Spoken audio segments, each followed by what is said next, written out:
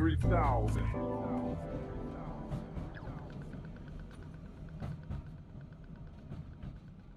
What is doing? My name's Maloney. This is the 3000 podcast. I'm joined today by a graffiti writer, a prolific graffiti writer, Baylor. Baylor, thanks for coming, man.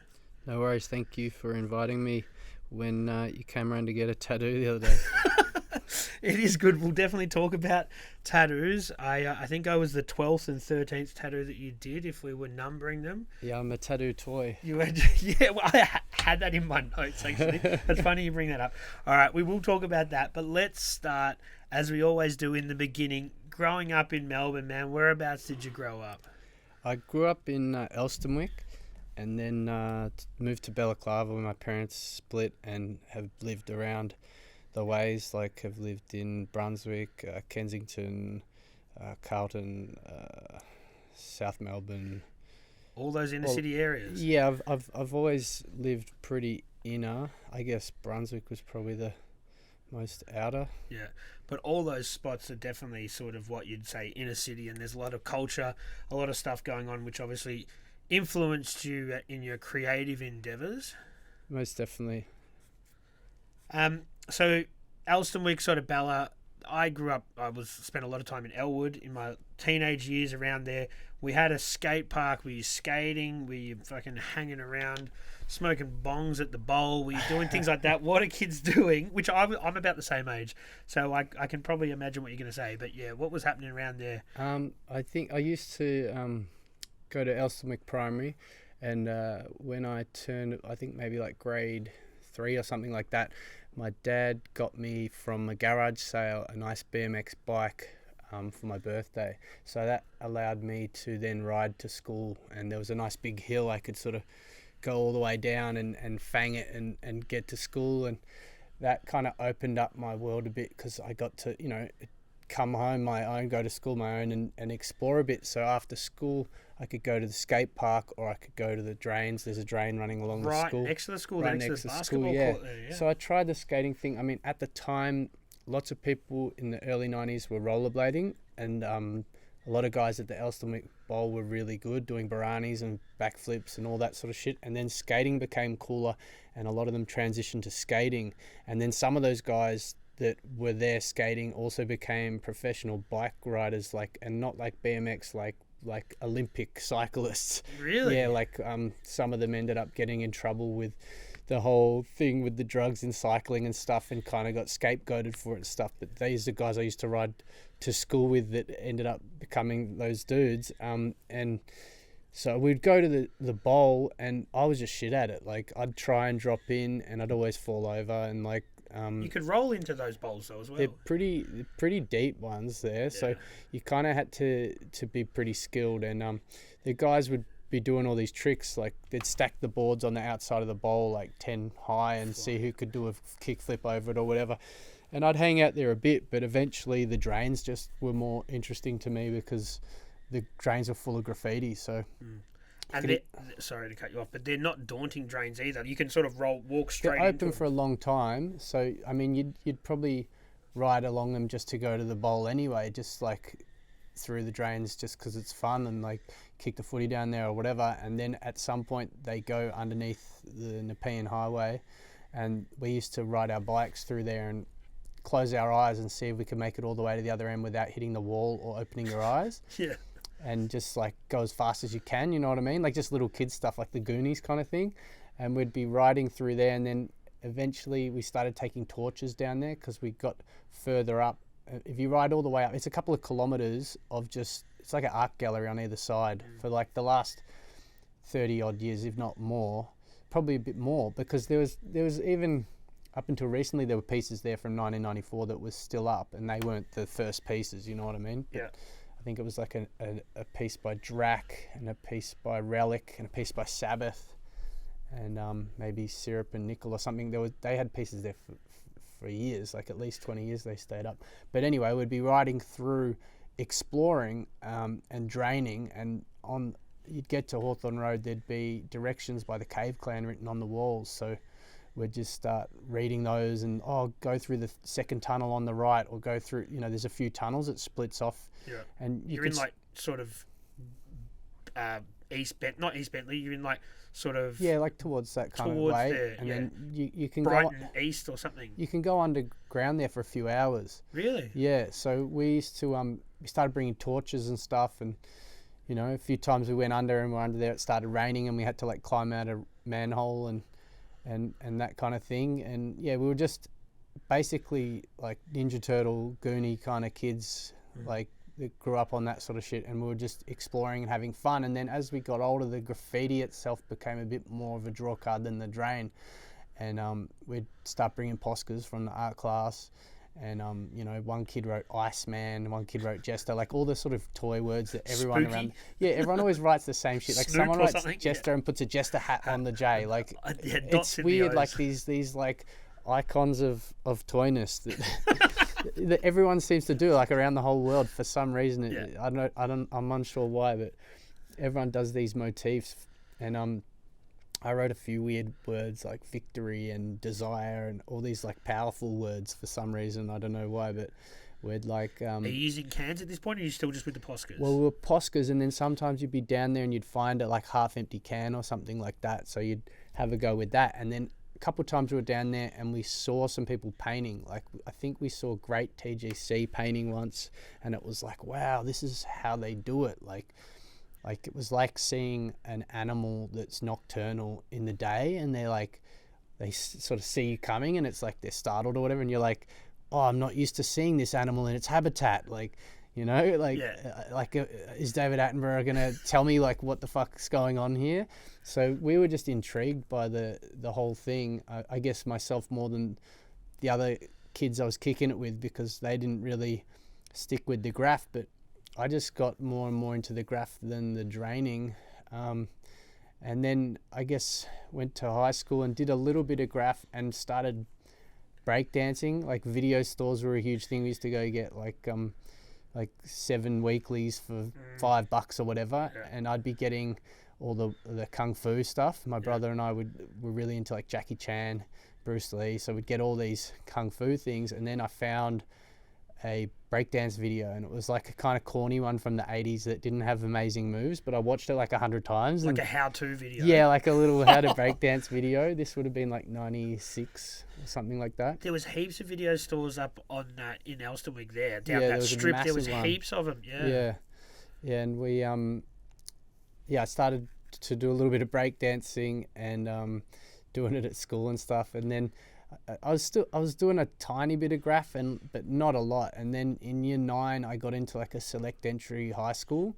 Melbourne High. Yeah.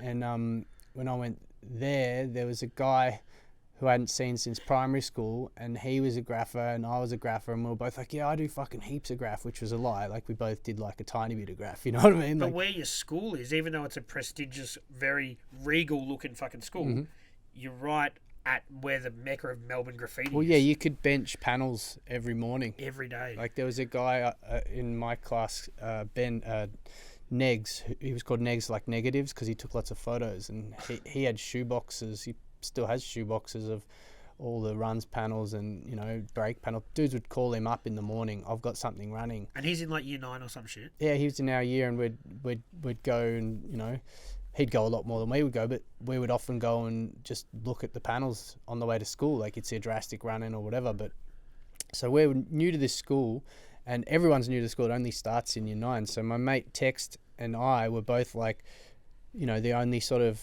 dudes that we had met there that were like hip hoppy, like graph dudes, and we ended up meeting a few more of the guys that were like that as well. But we were feeling each other out, like, oh, do you do graph or whatever? And we were kind of bragging about what we did, when really we'd only done a few tags and maybe a throwing or whatever, you know. We weren't like piecing heaps, or like we hadn't panelled, we hadn't, you know. And because it's an academic school, you're not really finding too many kids that are into that sort of street culture. It's more kids that are into like doing their nerdy shit. Is that you think? There's definitely a range of kids there, but yeah, it's like you say, it's like it tries to pretend it's a private school, Definitely. but it's doesn't have the money. It's a free school. Like it's like $1,500 a year that you don't have to pay, instead of a private school's like 40 grand But a year. you wear a whatever. blazer and shit. You look You like wear a private school kid. Yeah, and the way they sort of position is like, oh, we get high marks because of our school. And it's like, no, it's because you kick out anyone that doesn't. Well, you don't let them in the first place. You only let people in that get high grades, and then you kick anyone out who doesn't fit the fucking formula. And they're not having artistic scholarships. It's just purely academic, isn't it? There was 3 people in my art class. Yeah, right. Yeah. So, because a lot of the parents are like, you got into this school, don't waste your time doing art. You got to go do science and shit. The school was like that as well. I think they've changed a bit now. I went to my 20-year reunion recently, and they had like a new art department and stuff. But at the time, like, they didn't even have a computer in the graphic design room. In the late 90s. Yeah, they had, like when I applied for uni, it was like, "Where's your Photoshop?" And I was like, "I've never been to the Photoshop." Like, what do you mean? Like, ask Negs. He knows he knows going to where the Photoshop. He used to get these photos printed. But yeah, I mean, the art teacher was cool. They had a big piece of mine up there for like 10, 15 years on the wall in there. So that was. Did they ask you to go back and do some lectures and that sort of thing? Nah, not there. No. Not there. Other schools have asked me, but not that one. So you're going to what's essentially wants to be a private school, but it's not. And a lot of these people that are artistic are probably at Sandy, they're at Melbourne High, they're at RMIT, they're at these other schools that are probably running the same train lines, but not really around where you are. Yeah, so me and Text started kicking it, and we started doing a lot more graph, like a lot. Like, we started bombing trains and stuff, and because we were like, you know, the cool kids from the area thought we were in private school uniform or whatever, they give us a bit of flack, and we were toys, so they'd give us a bit of flack. So we'd be bombing loops, and they'd like rag on us, and then in your uniform. Yeah, like they'd have, you know, like I just was at the 20-year reunion, and the guys were all like, "I remember when you used to get us all to stand in a row so you could bomb the train and no one would see what you're doing," and they were all saying all this shit. I was like, I forgot about that. But yeah, we would do back-ons and you know, get in the Guardi and all that sort of stuff a couple of days a week. And same with a couple of my other mates there. One of them wrote Pyro. Like, dudes from Melbourne, I come from all over the city. So I was going out to my mate Steve's joint in Greensborough, so we'd bomb the line there, and then my other mates were living in Essendon, so we'd go to parties out there. Sometimes some were in like Glen Waverley, so you go all over the place. So instead of just being in my little world, I was all of a sudden seeing all over town. And yeah, we would do a bit of bombing, and me and Tex were bombing heaps of trams as well. And then yeah, dudes were sort of picking on us or whatever, so I just started belting dudes and getting like bit more aggro because I got sick of being like pushed around or whatever. And this is like sort of 16 sort of like year 9 sort of status, and then dudes stopped doing that, and then you know, and then we got chucked in some other crews and stuff, and yeah, we started a little crew, and bombing and stuff, and then yeah, just had you formed the Baylor identity yet? I think it would have been in 1999 when that was my word, or when that word got picked or whatever. Yeah. I think before that I was still writing weird, silly words. Yeah. And then once you found that, did you feel like, I'm going to run with this? This is the right one? I mean, like, people called me that, you know what I mean? Like, when we used to hang out at a place called Little Hustlers. Yep. And people would sort of call you like a nickname, or like your tag mixed with something else. Like, Pose used to call me Baleface for some reason, and B-Face. Mm-hmm.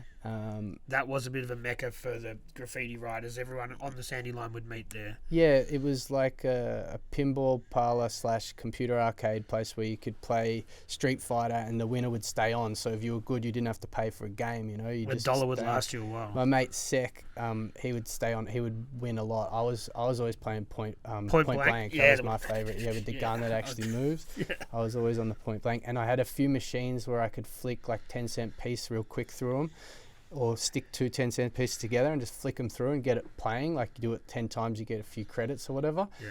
And I could kick the pool table. We all knew how to kick the pool table. The balls would come out. You could play for free, and then you could go out and make a phone call to your mates. You know, you'd put a couple of McDonald's straws, the thick shake ones, through the coin return, and you chuck $1 through like 5 times. You get a bunch of credit on there. You can make phone calls, and then we go to the supermarket, rack a bit of food, rack a few bottles, whatever. Like, and then you go down the street and you do a runner past McDonald's through the drive-through and take all the burgers. Like, just young people being turds, and like, you know, you didn't have a job, you didn't have money, so you just like you just make stuff like work without, you know. And in St Kilda, like, I was around there at a similar time, man.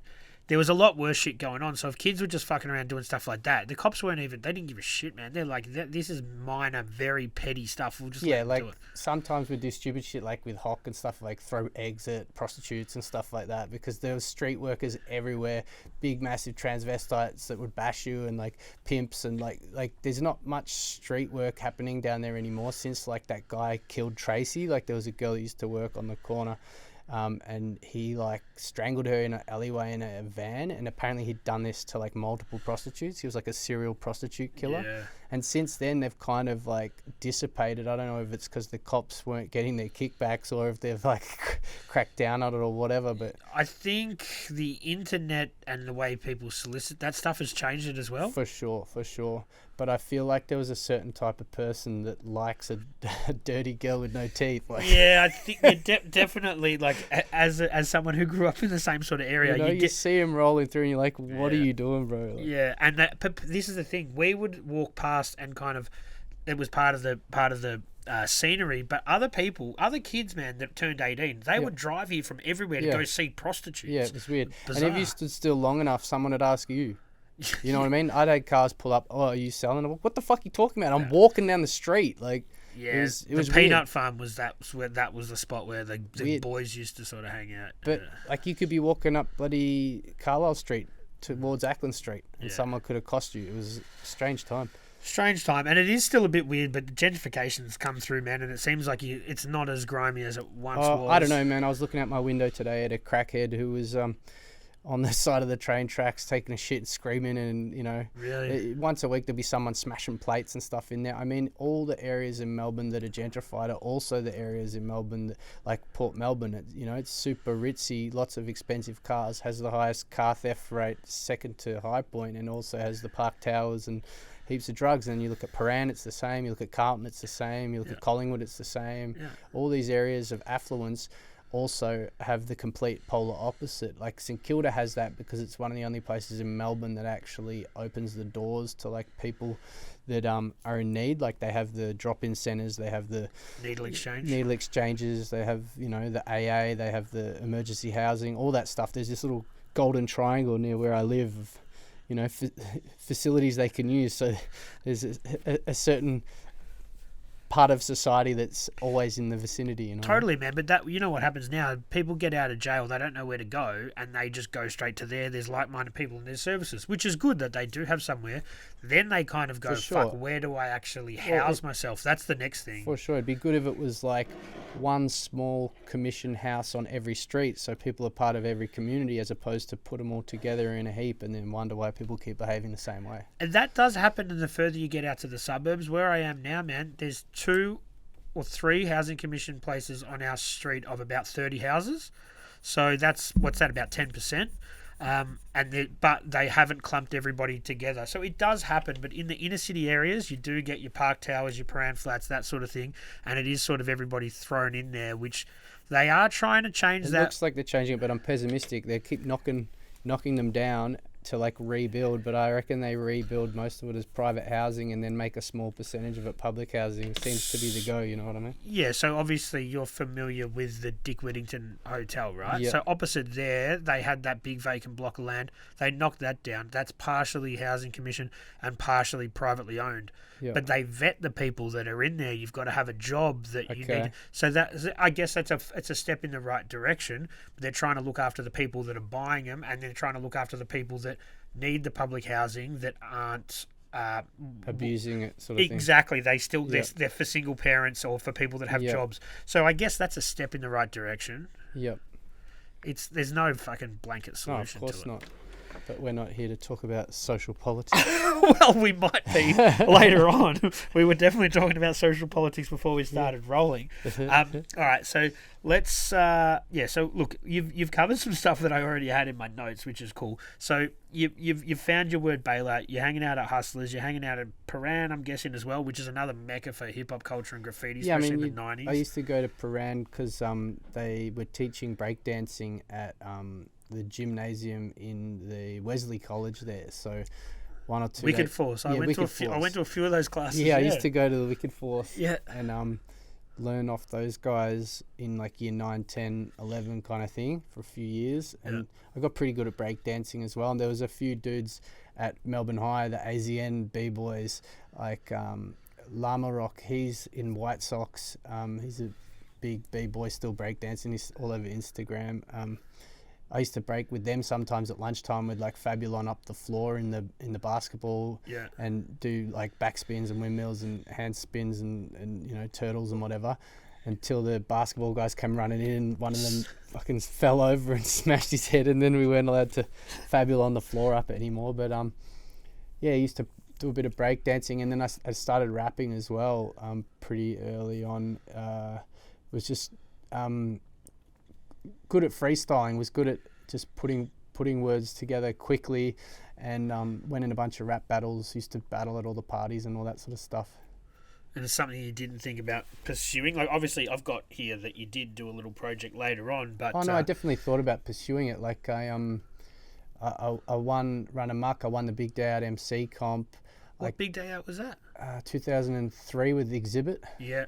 I won the battle there in front of a few thousand people. Sick. And shortly after that I got stabbed, and then that kind of changed the trajectory of my life in a way, because I think like I was kind of like the guy who would keep a level head, not get pissed, not get high, go in the battle, and then afterwards celebrate. Whereas, you know, a lot of people in the Aussie hip hop scene, they're like 2 steps from being a fucking junkie, to be honest with you. Like, a lot of people have this like binge mentality, especially in the whole country. Like, it's kind of gross that in order to grow up, you have to escape your past almost in this country. You can't just like, you know, you go to Europe or somewhere else, they teach their kids when they're young, you can have a sip of wine, whatever. And you go to Berlin, they go out late, they eat with their drinks, they don't drink too much, they don't take too many, they do things like an adult, you know what I mean? Take drugs like an adult, drink like an adult. In Australia, we're like this nanny state. You're not allowed to do anything, you're not allowed to do anything, you're not allowed to do anything. So as soon as we can, we tie a fucking bag of goon to a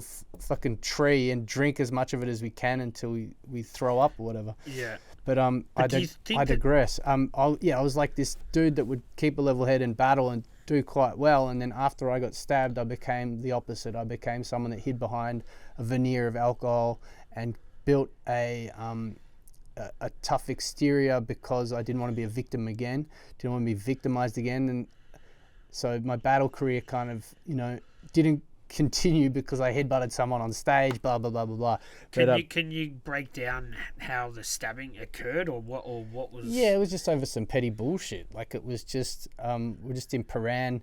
I just won the Big Dad MC comp, and I was all decked out in new clothes from Echo. Echo was like big at the time. They used to sponsor all the break dancers. Stuff, they used to have, like, if you went to Obese Records in Izzet Street in Paran, they would have like an Echo t-shirt, might come with a CD on it, and it would have like Aussie hip hop on it. Like, that might be like, wow, it's got a few songs on it. That doesn't sound like much to you. There's no internet like with all this shit. Like, there's internet, but there's no internet with all this shit on it. There's no Instagram. There's no fucking file sharing. There's like 1 or 2 releases out that you know of, you know, like, you know that there's a Prowler album and there's a Bias B album and there's a Death Wish tape, and you're like, you don't have all of those.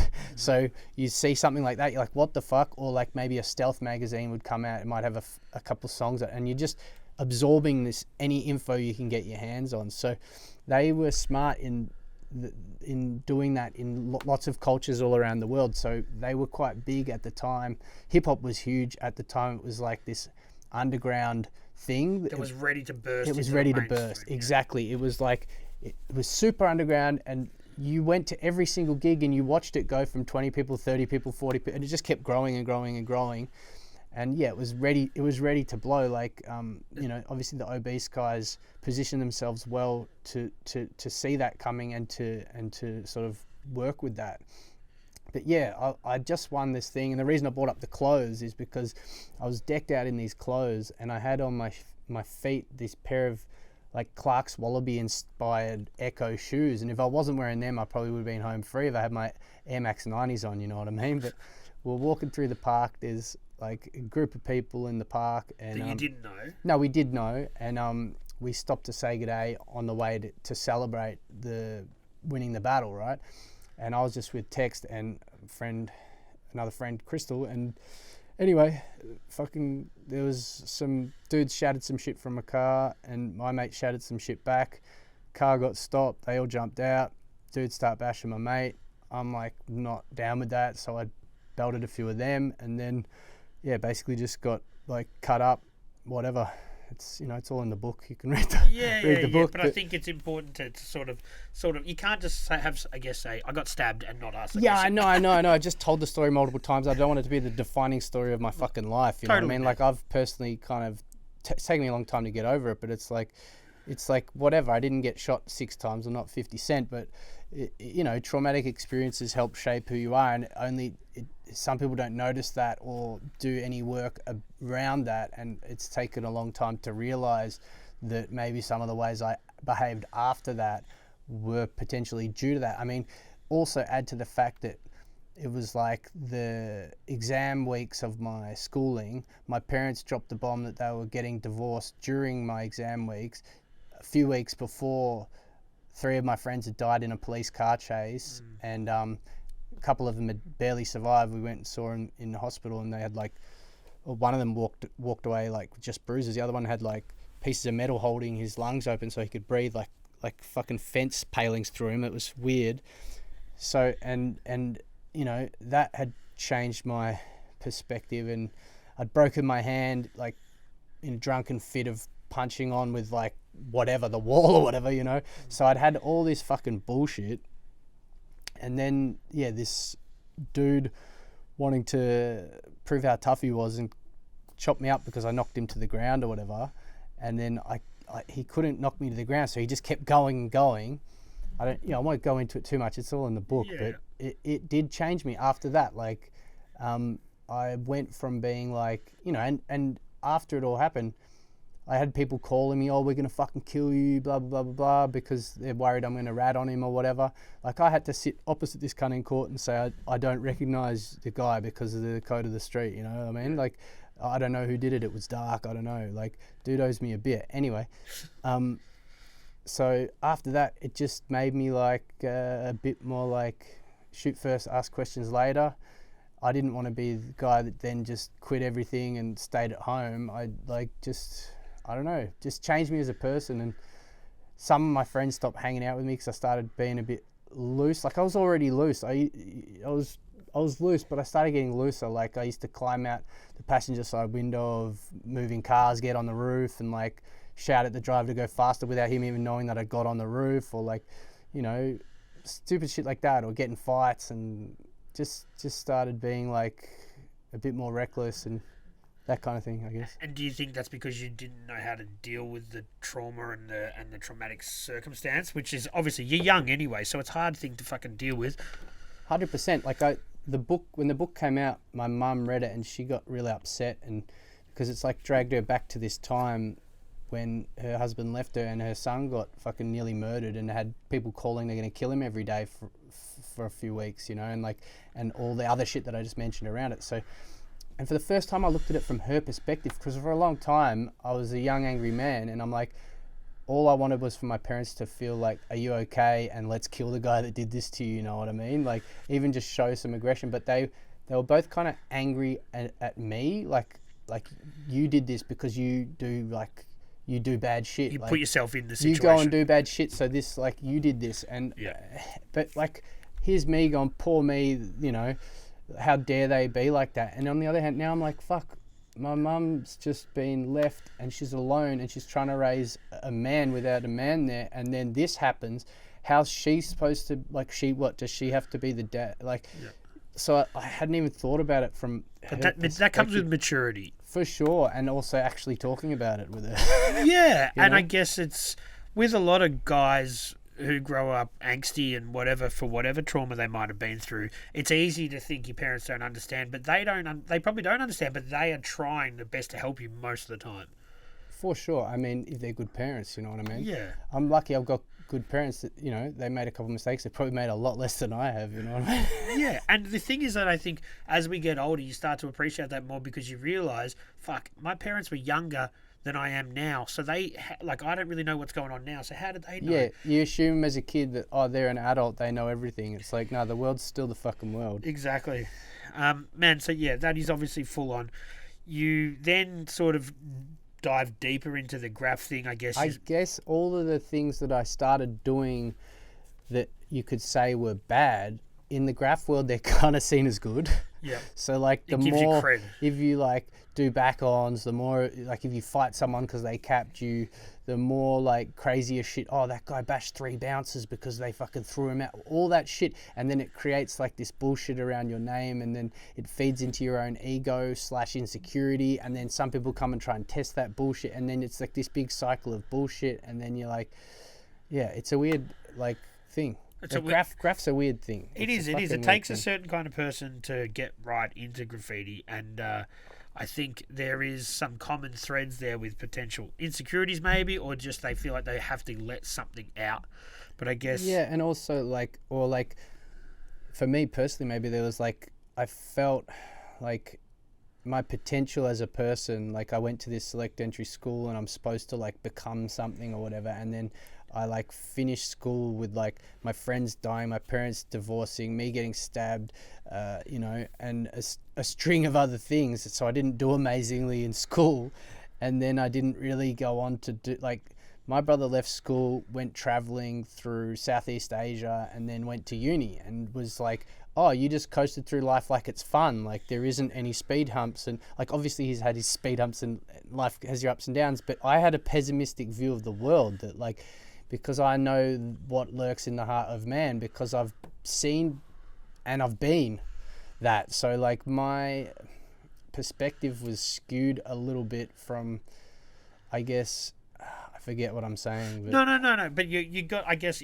I think what you're trying to say is you can understand now what goes through people's heads and what is inside, and you've got to learn how to harness that sort of negativity and sort of push some positivity out. Is that right? I was saying that because I guess I hadn't achieved in a way that was required by society, but I knew I could paint harder than most.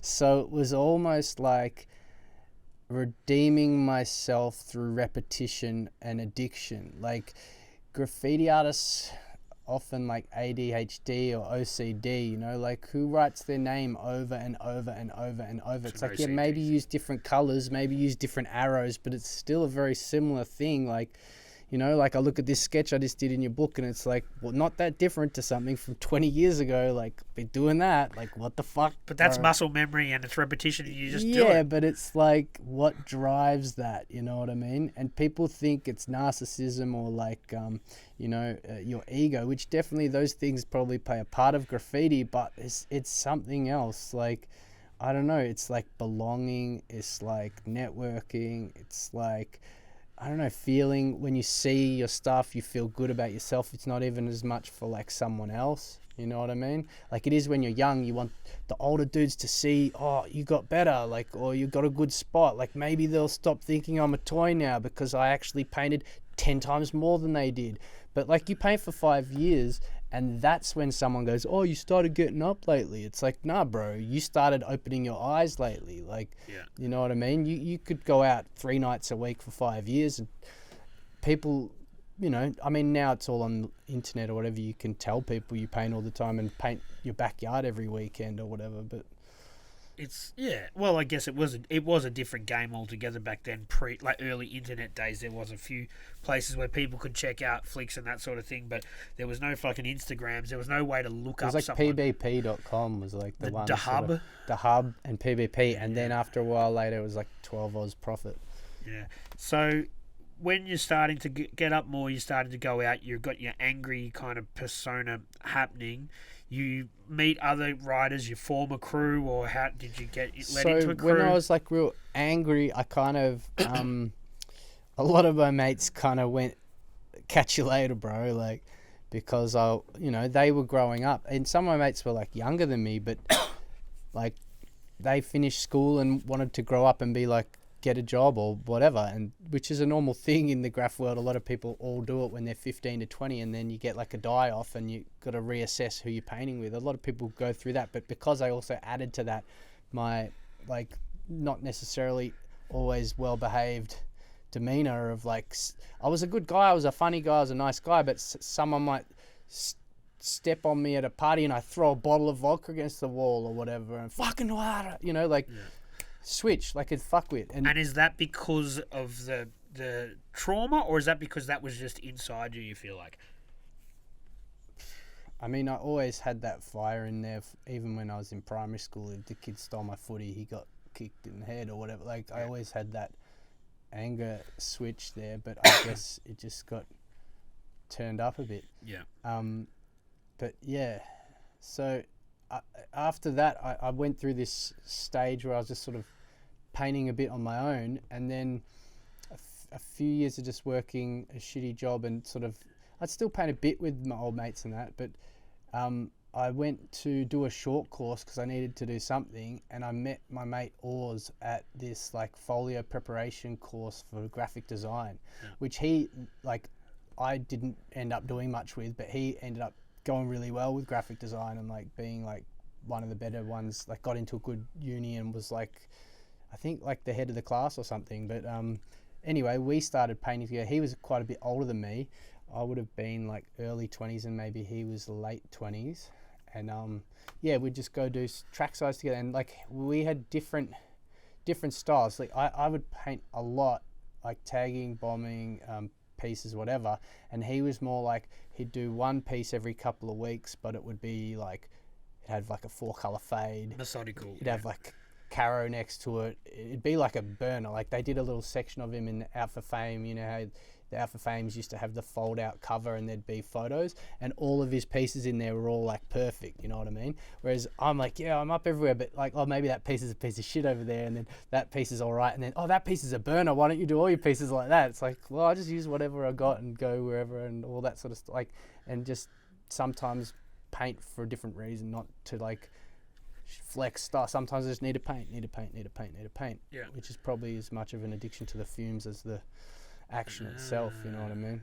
And especially when you keep like 100 tins in your bedroom and 20 tins in the boot of your car, and you just breathe them all day, every day, and someone gets in your car and goes, it stinks. You're like, what are you talking about? You just become desensitized become a to it. Fume monster, like a weirdo. Which also probably plays into the aggressive thing and the antisocial behaviour of a lot of graffiti artists. They don't realise that they've like poisoned themselves with toxicity, literally, not just male toxicity from like this male-dominated, testosterone-driven sport. It's like the toxicity of the spray paint itself, like seeping into you. It lands on your skin. It goes through your eyes. It's like I got real sick from it a few years ago.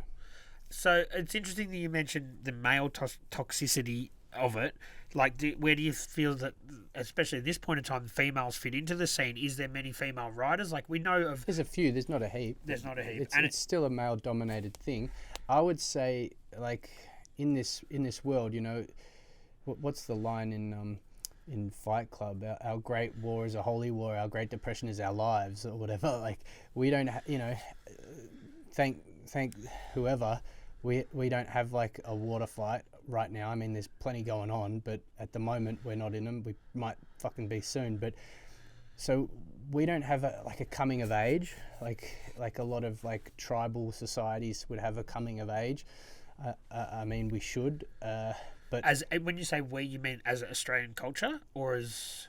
Yeah, I guess so. I mean, I guess there's segments of Australian culture, like the Indigenous mob, probably have some coming of age ceremonies more so than we do. I know the Jews go through their bar mitzvah and all that sort of stuff, and that's early. That's like 13. Yeah, but that it's like, yeah, that's a kind of a coming of age, but it's more symbolic than an actual coming of age. Yeah. Like go walk about and hunt something, you know, like a proper coming of age. Whereas graffiti is, to a lot of young men, their coming of age. Like they need male role models, they need to be around a group, they need group acceptance, they need to feel part of a tribe, and then they need to prove themselves. In graffiti, you can prove yourself. You can climb the highest thing. You can put your name above the highest thing. You can do the most dangerous thing. You can do the most things. You can get in the most places. You can do all these things, and you're doing them around the norms of society. You're going in all these places that tourists don't go, you know what I mean? So it's like this proving to yourself, proving to other people. It is this kind of tribal urge thing. and a lot of, which is interesting, and it's an amazing take on it that you've got, but it is sort of a thing like you mentioned before. A lot of dudes do that. They get to 22, 23, and they're like, yeah, now I've done that. Yeah, because it starts out innocent, like the early days of graffiti in New York or in Melbourne. It starts out innocent. It's young people expressing themselves. But as you get older and you stay embedded in that lifestyle, some people start doing things to stay embedded in that lifestyle, like committing crimes. Like they don't want to get a job, they want to keep just doing graft. Or, you know, often some of the people that have been in it for a long time and haven't moved on from it are that way inclined, and the thing that keeps them feeling good about themselves is hanging around the graph world, even if they only do a couple of things here and there. So sometimes the people passing down the knowledge to the younger generations are a bit unsavory. So when you're like 16 in the park and there's a 30-year-old in the park and they're telling you how to stab someone or whatever, and you're like, oh, cool, bro. And then you grow up and you're like, I never saw a piece by that guy. I saw 2 panels by him and 3 tags, and he was telling me how to do graph. Like, but then other dudes do heaps and do what. There's all sorts of people. There's all sorts of people in the graph world, but there is a level of toxicity in there because it is illegal and because it is a street thing. There, you know, I was a huge part of that as well. Like, you protect your turf, you protect your word, you protect your rep, you protect your crew, you look out for each other. And like even back then, people were still doing the Port Boys, the Bella Boys, the Paramble. Like there was still the areas you're from. It's like if you went to a party, all the guys from your area knew you were sort of together, even if you weren't friends with each other. You're like, those guys are from the hood, like those other guys aren't. Like it's funny you mentioned that, because there was those little fragmented segments of this sort of inner city area, and I've seen the Port Boys punch on with the Param Boys and stuff. But then 100%. you go somewhere else, Port Boys and Param Boys will punch on against some other dudes, you know. So you can kind of like, it's weird. Yeah, that's the thing. You kind of like, you can side with these guys, or you can, But that's different sort of politics. So with the but crew, it kind of overlapped as well, because there was lots of guys that were just in the crews that were like not graph at all, and then there were dudes that were graphers within those crews, and yeah, it all kind of overlapped. So let's talk about crews, because obviously with your book you do list everyone has their crew that they're part of, and you've got a few of them there. Yep. So when I met Oars, and we just started painting together, I was putting up ID next to my piece just as like a thing, and then I was like, we should do it, like, you know, and we discussed it, and then we started doing it as a crew, and then like we just started meeting more and more people that were like us, that were like, we were in our 20s and we wanted to paint hard. A lot of crews, it's like the same dudes from 15 till whenever. We were like, okay, we're kind of crewless now. Like all of our old crews are like, they've moved on in their life or whatever. And we were like, let's kind of create our own thing. And then we just kept meeting more and more really proactive people that were like positive and all wanted to go hard as fuck. And we'd have like one guy who was like more about panels, one guy that was more about bombing, one guy that was more about piecing, whatever. And it just worked because each person would play off each other and, you know, play to each other's strengths. And we just went really hard. And it was like our crew ID, and then MR, which was like Greco and Lynch, and then they were going real hard, and AFP were going real hard. They were probably the 3 major crews going the hardest for a long time, you know. And then I guess, I don't know, yeah.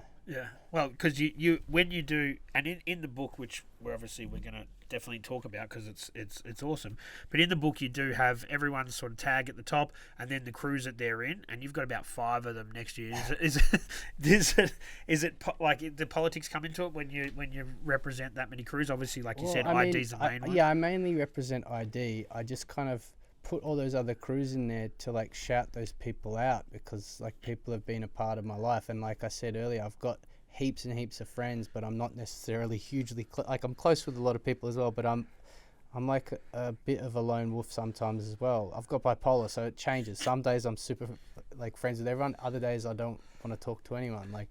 But yeah, I guess like all those crews have played a part in my life, so I just wanted to like put them in there as like a shout out. Like some of the crews I'm not as close with anymore and don't really write it. Even one of the guys in one of the crews had a fucking huge hissy fit about my book because he wasn't in it. It's like, bro, I put your crew in the book. Like that was a shout out for it. Anyway,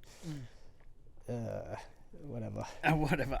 So at this stage of your writing career, have you found your own style you believed and the one that you're going to run with for the next till present day? And I mean, I'm not one of those sort of one style people.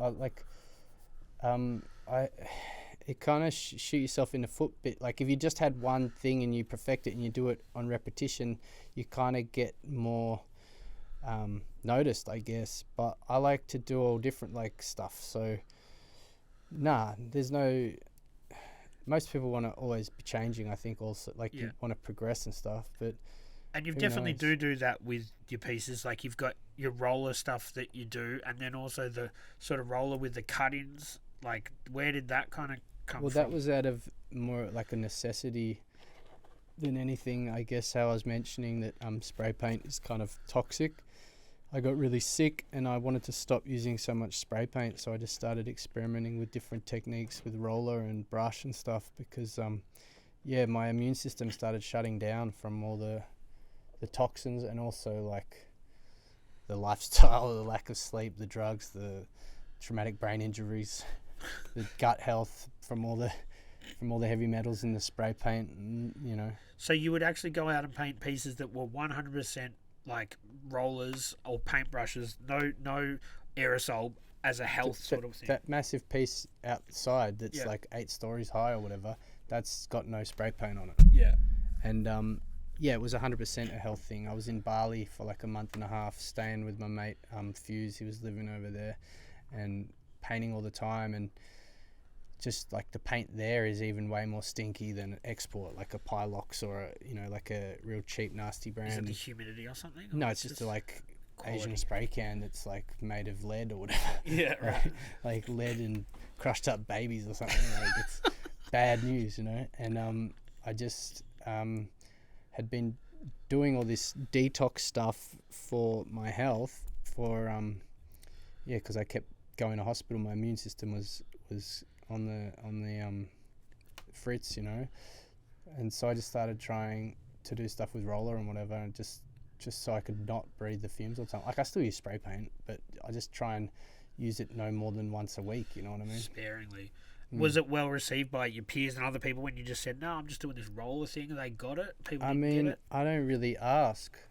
No, I'm sure people would. Some people are like, oh, when are you going to put an outline on it or whatever? And it's like, who cares? Yeah. Why do you care what my thing is? Yeah. You know what I mean?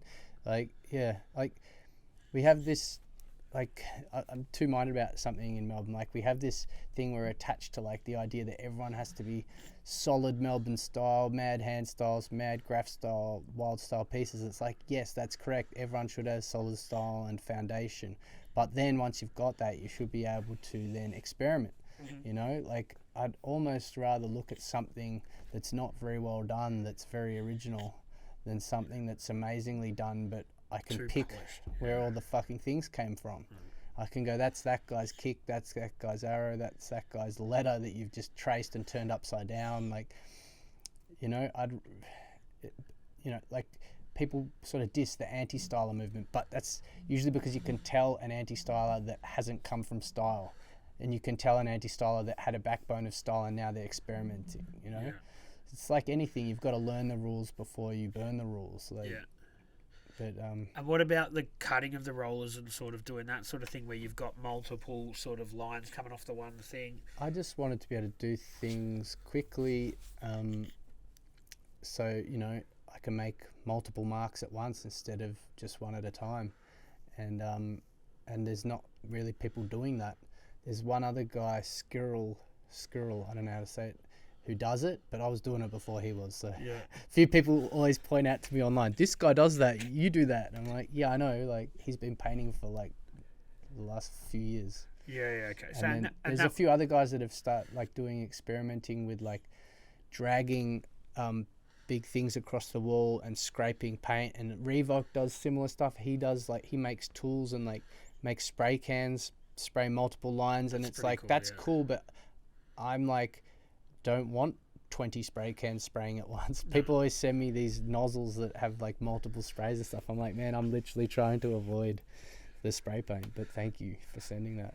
So you've kind of touched on it a little bit, but let's bring up the word street art. So how do you feel about that being thrown? I know that people from a writing background aren't necessarily fans. Do you feel like there's a place for street art? I feel like street art is fine, but what's being done now in being called street art isn't street art. Like street art in Melbourne kind of went bananas in the early 2000s, and at first like we all hated it and like would fight people and whatever, but I met Prism in 2003. He's one of the founding members of Everfresh, and me and Drastic took him for a panel, and then me and some of the other guys took him for a few panels and rooftops and whatever, and doing track sides with him. And then we started going to Everfresh and hanging out, and then lots of writers would come, and they'd have big parties there, and they'd have bands there, and there'd be like graphers, street artists, everyone kind of hanging out. But the difference was the street artists then were doing art in the street, whether that was a character between graph writers, or if it was a paste up or a sticker or a stencil or some activating a thing, like they'll go in and do something in the city that fucks with some shit, like some political thing, or like Prism would come and do a panel, or he'd come and do a trackside, but then he'd like do John Howard with horns and put like 100 of them in a row all through the city with a stencil, or something like that. And you're like, okay, at the time it might not have been your cup of tea, but you're like, the dude's putting in the work, you know what I mean? Whereas now some dudes will call themselves a street artist and they've never even stepped a foot in the street. They haven't done anything illegal. They haven't done anything of their own. Like usually you create your own style and you get it up, and that's how you're known. Whereas some people paint a mural that looks like everyone else that paints murals and say they're a street artist, and it's like, no, you're a nerd that does like murals that look like murals some other guy who was a street artist or a graffiti artist did, and now he gets work from it, and now you emulate that. Like, or you come out of school thinking you could grow up to be a street artist. Like it's not a career path, but and I think it's being touted as one. But it's like the watering down of anything. Like like skateboarding now is an Olympic sport. Like everything goes through these funny cycles and phases. Breaking next year as well. Yeah, it's weird, but like, yeah, street art. What's getting done and getting called street art is really muralism. And what street art is, there's still some of it happening. There's like people doing stencils in the city of those big cat faces and stuff. I mean, I think like it might have been exciting for some people in the 2000s for a while, and the Banksies and all that, but I think it's kind of a bit played out and a bit yawn now, which, they might think the same about graffiti. Like if you don't know the letter structure, it's like, what, you're writing your name in colours, like what is it actually saying other than look how skillful I can do this? Like, yeah.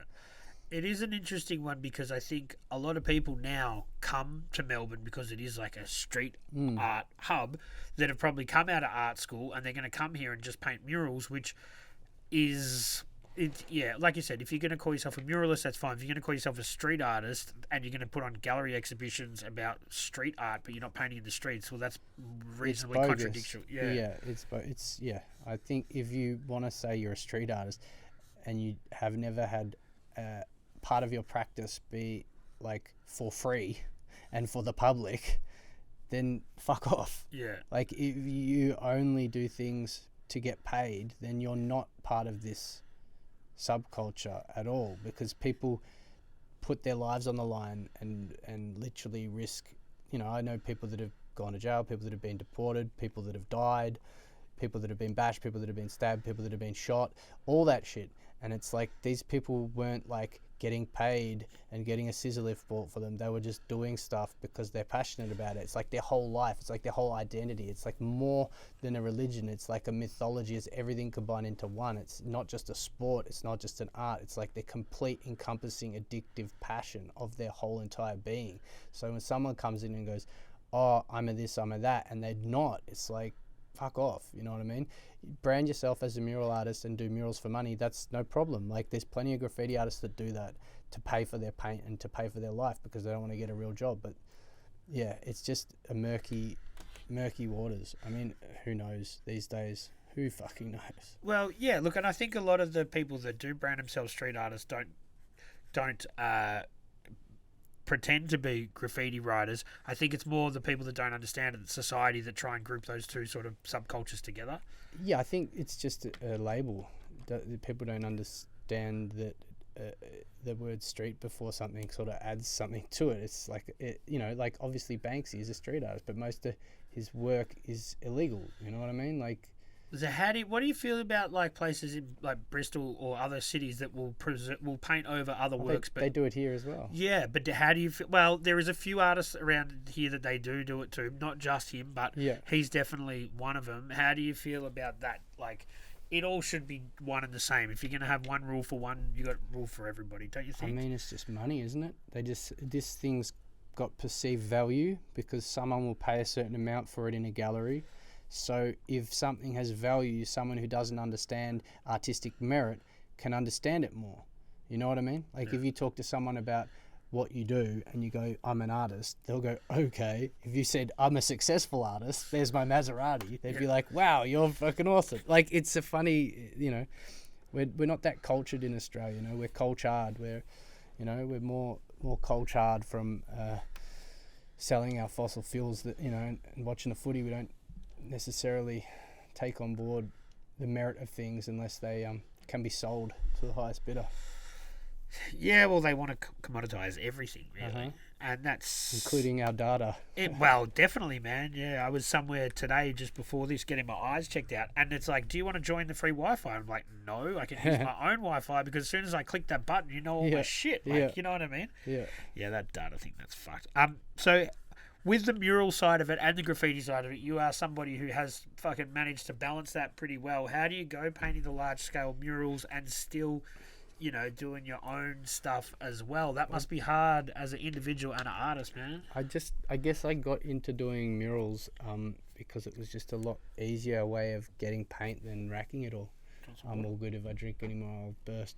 But I just started doing some murals and I didn't really want to have like a job. Like, I had shitty jobs, so the murals was just all I could work out what to do, other than working. Like, I was working in factories, or worked in a deli, worked in a supermarket, worked in a bottle shop, worked in a news agency, worked picking and packing, worked news agency shoveling. would have been a good one. Yeah, the news agency was good. How many 30 Poscas mils, accidentally went home? 30 mils, head full of cash, and a couple of blacktop inks. Yeah. I mean, it was like, the world's weird, man, and if you're like a bit socially weird, some jobs, and my confidence, maybe I don't know what the fuck job I could get. Like, I thought I could just only get like shoveling shit jobs, like I worked in a freezer stacking frozen fish, or I worked in a fucking thing like filling up bags of fish meal with a shovel, like just shit jobs, man. And like, or some okay ones like assistant to a landscape gardener or stuff like that. But yeah, I just, the mural thing was like, I could work a couple days a week, do a mural, make enough money for the week, and get paint for my weekend. But navigating that with the illegal painting, was that a hard thing to do when you're thinking, all right, well, I can't really use this word here, or I'm going to use that? Like, is that sort of... I mean, it's just paint, man. It's just paint. Like, I think... yeah, the legal thing is like, if you take the piss, they'll come for you, you know what I mean? If you absolutely demolish everything with the same word, they're going to put you on top of the list, you know what I mean? It's like, I guess you got to know, don't be number one on the list. Right, yeah. So if there's, like, just have, like, every time you do a panel, do a different word, like, like, in different style, and like, don't fucking... I don't know. Don't blow up the spot. Yeah, okay. I get that. Or like, whatever. Like, it's just it's just paint. Like, some people come into power and they whinge about, this is a scourge on society. It's costing so much money. It's like, it's only costing money because you paint over it. Yeah. Like, for 30 years, the lines weren't painted grey, and now they're all painted grey. No one fucking complained before that. Like, they looked really nice, actually. It's more depressing now. Like, yeah, and it is a very... Look... and how hypocritical to say, come and look at street art, but then we're going to paint over it. But man, I tell you one thing, and I've noticed from moving out of the city of Port Phillip / city of Stonington area and moving further away, that this council around here and sort of Richmond, whatever that is, like Burnley or fucking whatever, they actually like graffiti to an extent. You're allowed to have murals. When you go a bit further out, man, tidy town, you can't have a mural. Like, if you have a business and you want to paint, I tried to hook up a person we both know with a wall, and the They wouldn't let council them do it. won't go for it. Unless it's a painting of a rosella, Yeah. you know? Alright, we'll be back to the guests in a moment. But if you could, just hit that subscribe button. I need everyone to fucking subscribe. We're not asking for any money. It's not hard. It only takes a second. Hit the subscribe button and help us out. Cheers. I know that there is a part of the book and a part of your personal story that you call the provider. Do you want to tell us a little bit about the provider? Yeah, so what were we rambling on? We were talking about murals and street. We were just talking Oh about yeah, everything. so I'll just finish off like the murals and everything. It's like they're all good, and if they're like if they allow you to have creative freedom, then it's cool. But I'm kind of also a bit over that whole thing. I think it's a bit played out. It's become a bit like the 80s when people would do dorky like murals for like schools or whatever. It's become like a bit like Nana's tea towel collection of funny art. It's cliche. You're not allowed to do anything political. You're not allowed to do anything that pushes any buttons. It has to be watered down, whatever. So, yeah, I guess the mural thing, it's like I'll still paint a few murals. I'll still paint a bit of graph, but I'm trying to push into tattooing so that I can do less spray painting, less muraling. I'm getting older. I don't want to be standing on a ladder in the rain for fucking a week or whatever. Yep. But yeah, you mentioned the provider, which is I guess the linking to the book I bought out. If anyone listening doesn't know, I've got a book called Wall Stories. You can find it on my website www.baylor.com.au, or you can find it in my bio in my Instagram _Baylor. I'll put both those links in the video as well. And you can, if you just type Wall Stories Melbourne on Google, you'll probably find it. It's basically a collection of stories about the Melbourne graffiti scene that I started about 13 years ago.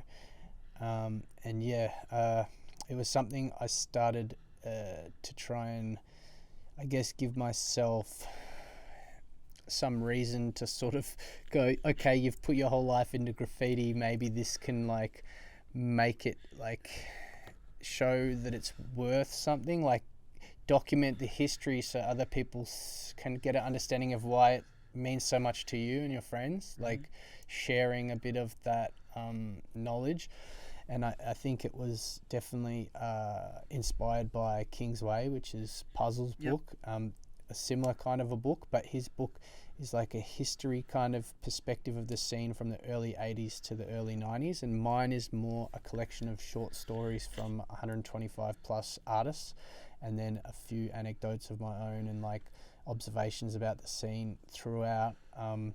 So yeah, it differs slightly, and it's not from a specific era like that, but it's not the modern era of graph. It's kind of cuts off about 10 years ago because of when I started it, and also because the book would never end if I just kept adding each generation. Well, it leaves it open for another one. Like you could do another 3, you know what I mean? Yeah. Like and like you could do another one from the same era, because there's a whole lot of people I wanted in the book that I couldn't get in the book. Lots of people hit me up, why isn't this guy in the book, why isn't that guy in the book? A lot of the times I asked certain artists to be in the book, they didn't want to be, or it's like herding cats, so getting graphics. Yeah, a lot of people wanted to be in it, but like their lifestyle and their life choices maybe didn't allow for them to meet up with me and have a discussion or whatever, because of whatever. Yeah. Everyone's in different places and not everyone wants to be in a book, so that's cool. But so the book, I went back to I went to court and was going to go to jail, but I signed up for uni and got a lawyer and got off the drugs and alcohol, got a haircut, all that stuff, and like they gave me a what's it called, a suspended sentence. So I dodged the bullet there, and I thought I'll better go study and try and be a good person because I was getting in a bit of trouble.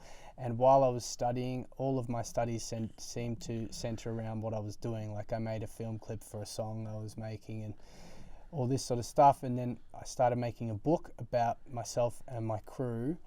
It was just a small book, and we used to go painting in this bando near the Maribyrnong, and I deemed the place the provider because every time I was in there, if I thought about something I needed, I would find it in there. It would provide it for me. I borrowed Fear and Loathing in Las Vegas off my friend not long before we went there, and we were in there together, the friend who'd lent it to me and I, painting, and I'd actually lost his book, and I found a pile of books in this provider, and I thought to myself, wouldn't it be nice if I found Fear and Loathing for my friend? And I bent down, and the first book I picked up without even looking at the cover was Fear and Loathing in Las Vegas. Like, I'd asked for it, and there it was. Yeah.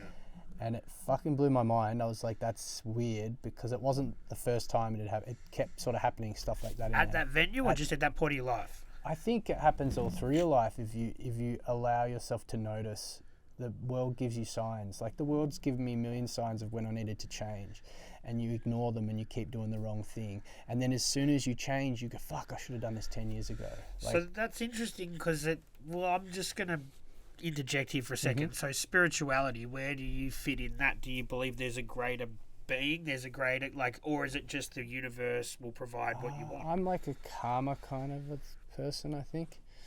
I think everyone's entitled to their own spiritual beliefs. I totally don't like religion at all. I don't think religion was built for anything other than control, coercion, manipulation of the people they see as chattel and the proletariat. Basically, they're underlings that they can manipulate through belief structures, that they hold the magic key to the answers that has to be deciphered through an intermediary. So religion's not on my to-do list, but spirituality I find can be good. I'm definitely dabbled in some psychedelic substances, which gives you the perspective of oneness and everything being connected, which is pretty obvious.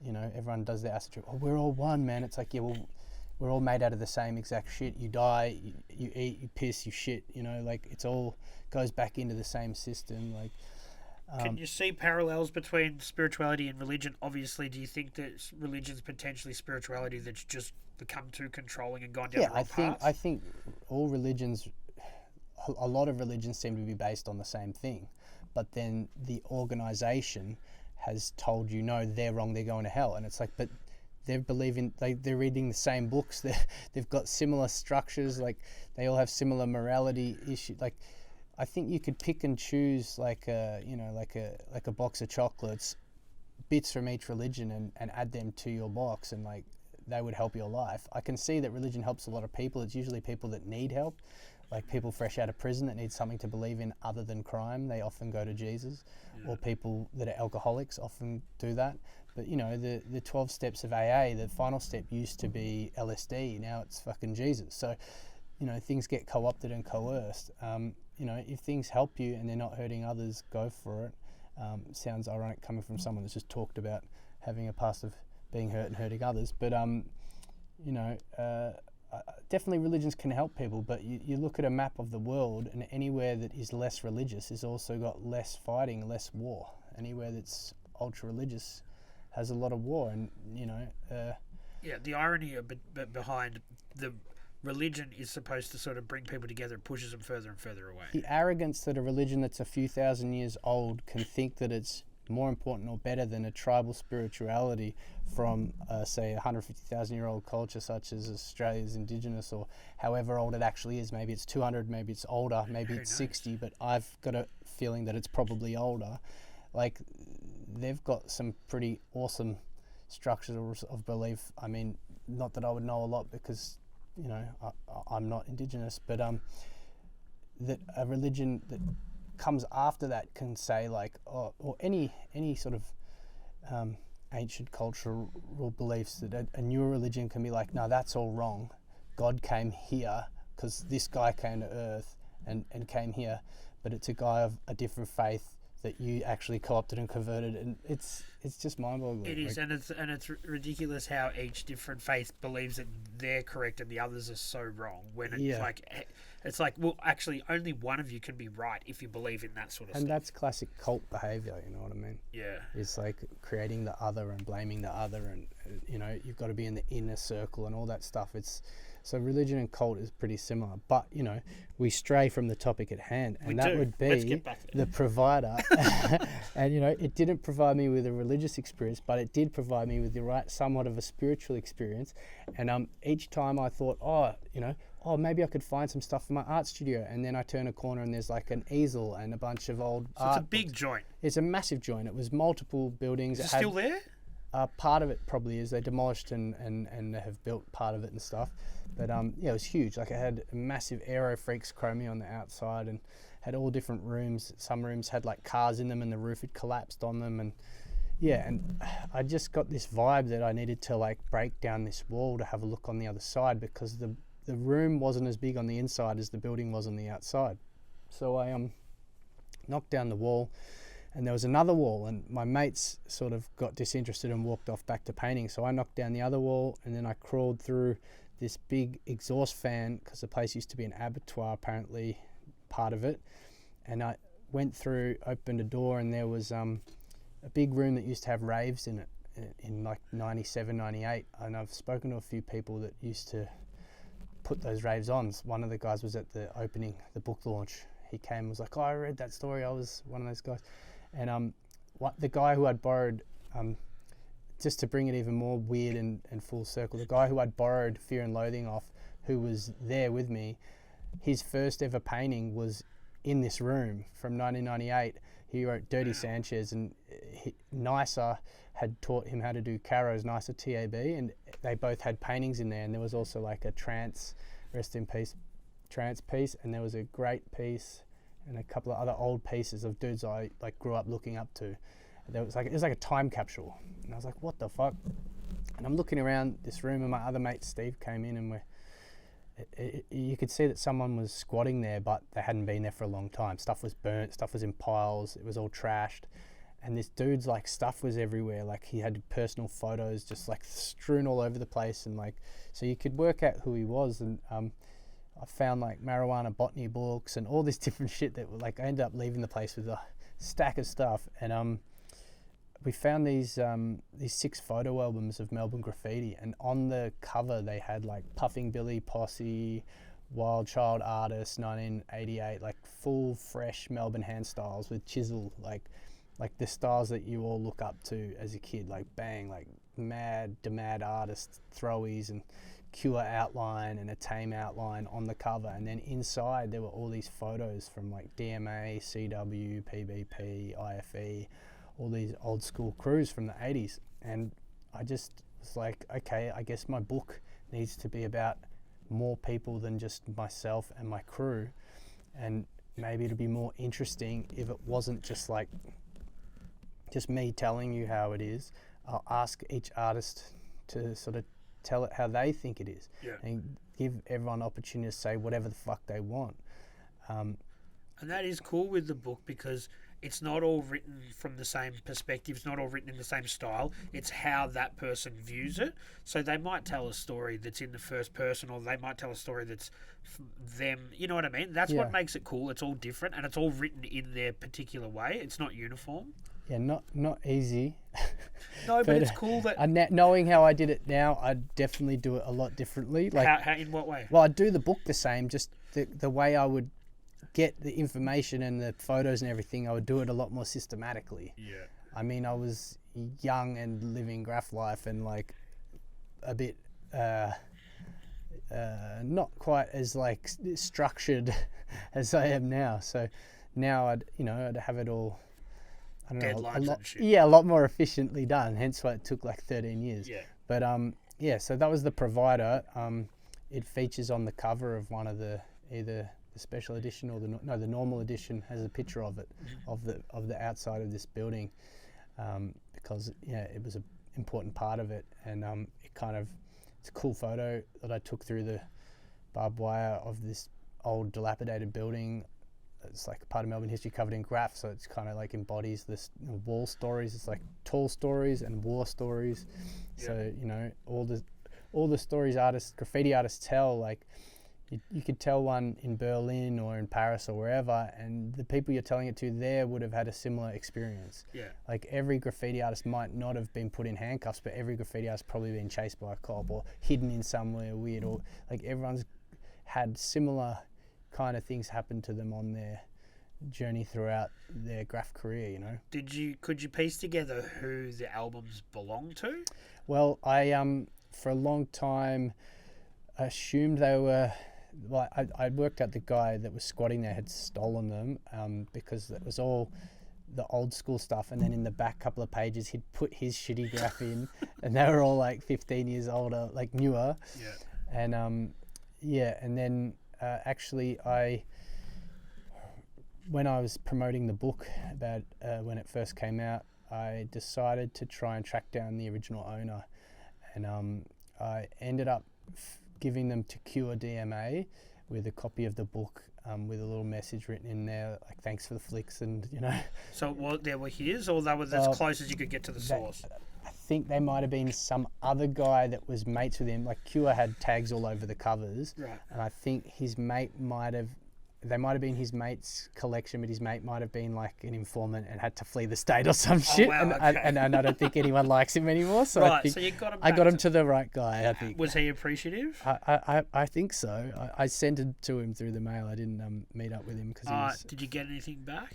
he got back to me. Cool. He's got him, and he hopefully they I mean, fuck, it'll be a spin out like 30 years later or whatever. Yeah, for sure. Like, here's some photo albums you haven't seen. Like, he's done a sketch of a piece on the outside of the album, so it's like. Did you use any of those flicks in the book? There's definitely some in there. Yeah. At the start, I was like, I'm gonna put heaps of these in there, but then, like, I pester Puzzle a little bit online just for advice, and he was like, put less photos, make sure they're good photos, make them bigger, make it so the book looks good. I was like cramming a million photos in because it needs to be in there. It's important, and it's like, but it doesn't. Like, it needs to have room to breathe. So I listened to him on that, and I'm glad I did. That's like an old graphic design thing, like leave some negative space. He's a really good graphic designer, and I'm not. So. So I got a mate who's a graphic designer who actually I went to primary school with, and I hadn't seen him in years, and his name's Mark Fletcher, and he actually I put the book together, and then I gave it to him, and he made it look a lot better. Yeah. Like, we talked about what needed to happen, and then he like moved the text and put the style of all the fonts and all that. Was it with how each artist has their tag in the top left or wherever it is? Did you just say to them, send me, like, just give me a hand style, or how did that sort of? A lot of people, yes, some of the artists are no longer around, or couldn't be contacted after a while. So some people, I just found a good tag of theirs in a photo and like traced it. Yep. But yeah, as many people as I could, I tried to get them to do it. Yeah. But yeah, a lot of the tags in there are just an old tag of theirs. Yeah. Like traced.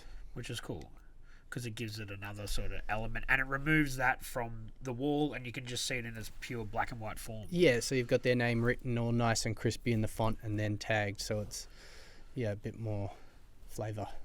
Would you do it again? The book? Yeah.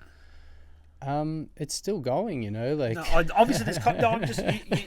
You sort of talk about it like it's you've finished a marathon and you're not quite ready to start another one. 100%, man. Like, it's a lot of work. I don't really like computers. Like, yeah. I worked on this thing for a long time. Like, obviously not all the time. I was painting and living, and I'm traveling a lot. So I sporadically work on it, and I'm not I've studied like applied design and like multimedia design and stuff, but I don't like computers that much. Like, I yell at my computer and shit like a Neanderthal. So yeah, it's challenging for me. I prefer to be doing stuff with my hands and being outside and stuff. But look, it would be amazing to do another one. It'd be amazing to do a number 2. It might be someone else's job though, like someone younger who's more in tune with what is more relevant. Like, I'm a bit irrelevant now, like I still paint, but like I know what it means to be a graffiti writer, and I know what it means to paint graffiti. I'm not a writer anymore. I paint graffiti. You know, if I do one piece every 2 weeks, that doesn't make me a writer. It means I'm still active slightly. Yeah. You know what I mean? If you want to be a writer, you got to be like fucking all encompassing. Like, you got to be pushing the envelope a bit. Do you think that's hard in this day and age with CCTV? Oh, there's plenty of dudes. There's plenty of dudes doing it, man. Yeah. There's plenty of dudes doing it. It's just not 40-year-olds. Just different challenges. Or if they are 40, maybe they're on the pip, What about it? For people that aren't in the scene, is drugs a big factor? yes and no, I guess. There's all You different can't- aspects of the scene, you know. There's people that do drugs, there's people that don't. There's like there's straight edge people in the scene that Yeah. don't do drugs or alcohol. You know, it's like graph's like wrestling, right? You know, like you watch the wrestling, like the WWE or something, and there's like one guy that's like the Americana guy, one guy that's the Sheik, one guy that's the crazy guy. Like there's all these people that don't belong in the same room together, and they're all gonna go wrestling. Like if they didn't wrestle, they wouldn't hang out. A lot of graphers are like that. Like they're all from different things, but they all have a common interest. And often there's more common interests, like you might all, like our crew, we all like to drink, we all like to take drugs, we all like to party, we all like to paint. So like, you know, so there was like a bit of a coming of age where some people had to pull away from the crew a bit, or other people got put in jail, or other people have had their problems with drugs and alcohol. And it's like, you know, there's different elements, you know, but then there's people that do graph that are like, that go canoeing and like, you know, they're full health nuts and stuff. Like yoga teachers. Yeah, there's all different types. Yep. It's. But that's what's cool about it. Yeah, man. Like you meet people from all over and all types of people, but. And it opens doors in other states and other cities and Other around countries, the world yeah. and that sort of thing. Is painting different in other states? You think besides, you know, within Australia, like painting in Melbourne, is it different to painting in Brisbane or Sydney and that sort of thing? Yeah, I've only done a little bit of painting in Brisbane and Sydney, only a couple of times to each of those places. I think Brizzy's probably, I mean, it's probably got some dudes that are more hectic and some dudes that are more chill. I know because they had like Seiko and the DTS, there's like a lot of dudes that are just like nicer, that like, it's not about violence or anything, it's just about painting really well. Like your Soffels, like really good painters. Like, so there's, I think having some dudes like Blends and Soffels and Seiko and that, like if they're doing more panels than everyone else back in the day and they're nice people, it like trickles down, you know. Yeah. And then there's in Sydney, that, you know, there's the stereotype that the Sydney writer's more crimier and like connected to like urching and stuff like that. So I mean, everywhere's different. Then you go some parts of Europe and everyone's really chill, and then you go some parts of Europe and everyone's not so chill. Like, it's, I guess it's, yeah.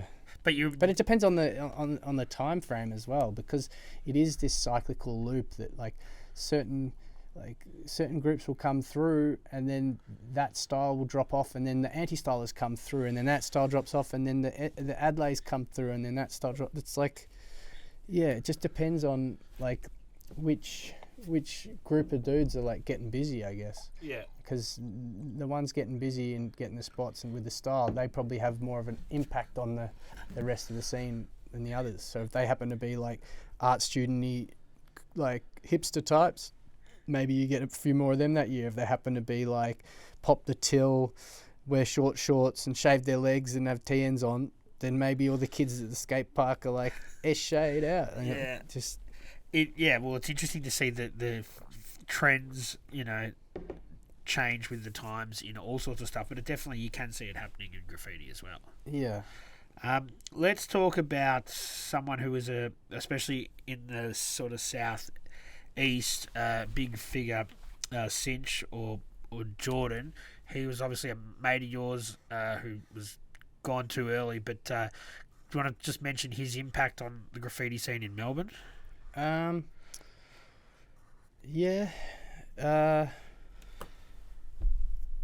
I mean, he died, so it's hard to talk about. I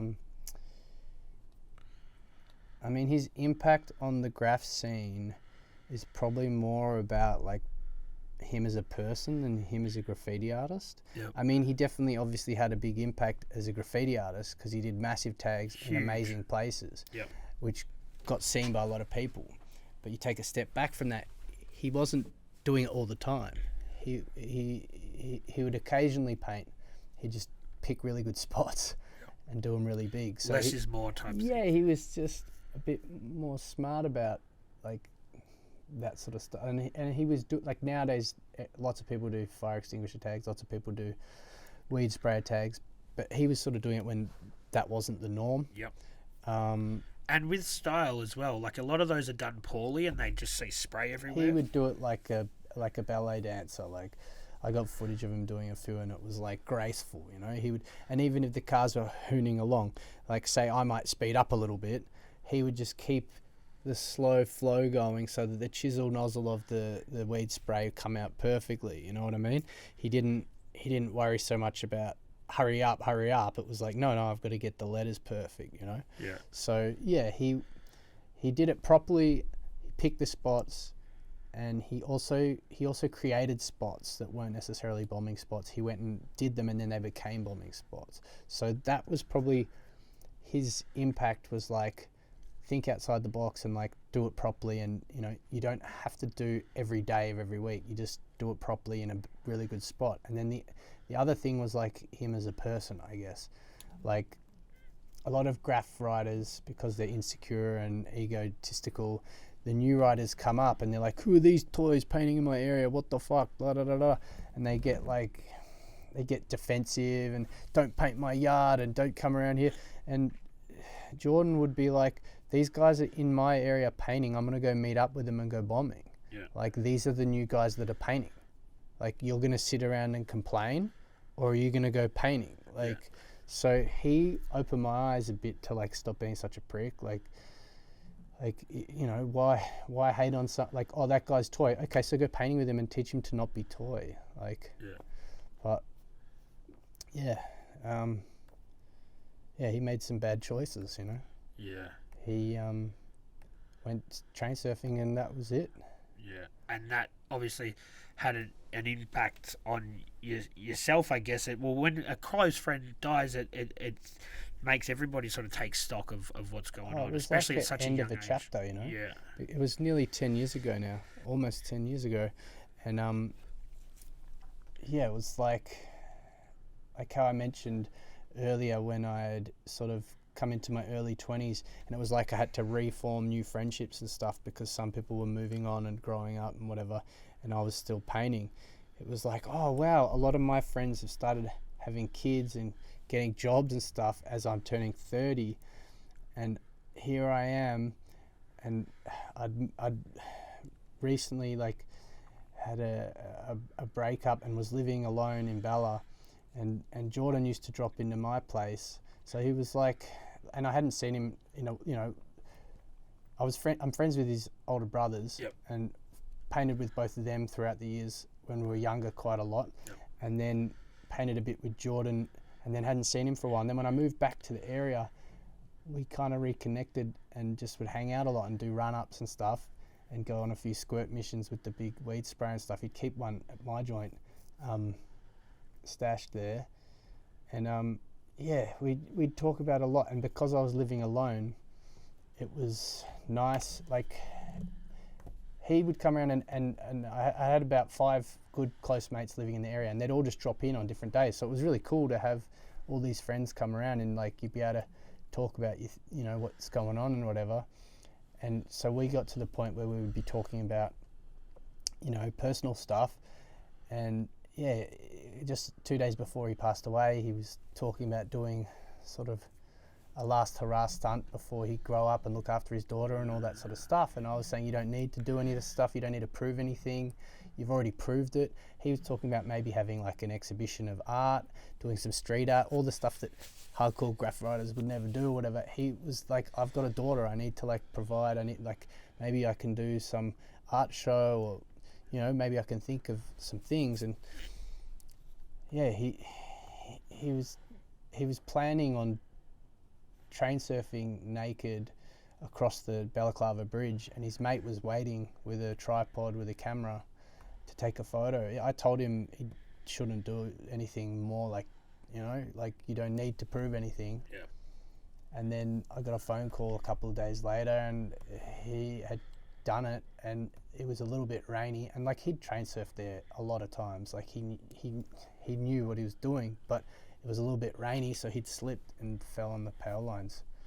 And yeah, it was pretty like, what do you know? Yeah, it's just one of those fucking horrible things that happens. But if you live a crazy life, I guess there's a huge element of danger there. Well, that's what it certainly highlighted. The like, for the first week or two, all you could think about is the person and them no longer being there, and then other people's reactions, and then your own reactions start to sink in, and your own mortality comes into play. Yep. And like, I remember when my mum found out how upset she was and how angry she was, and I couldn't understand it. And then I was like, oh, of course, because I used to train surf and do back-ons and jump off the roof of moving cars and get in fights, and I should have died 1,000 times, you know what I mean? Yeah. So you start to realize, oh, even though I should have realized that in high school when my friends died, and you know, and when other friends died, and when other friends OD'd, and when other friends committed suicide, like the graffiti scene, you know, risk-taking people, often they're running from something or to something, you know.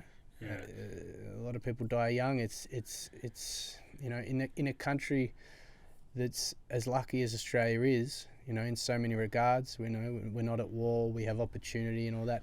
It's also a bit of a harsh society in some ways, to women and men. Like, we've got, you know, high instances of spousal abuse, we've got high depression, high suicide, all that sort of stuff. But in the graph scene particularly, there's a lot of young men who don't make it to being old men. There's a lot of...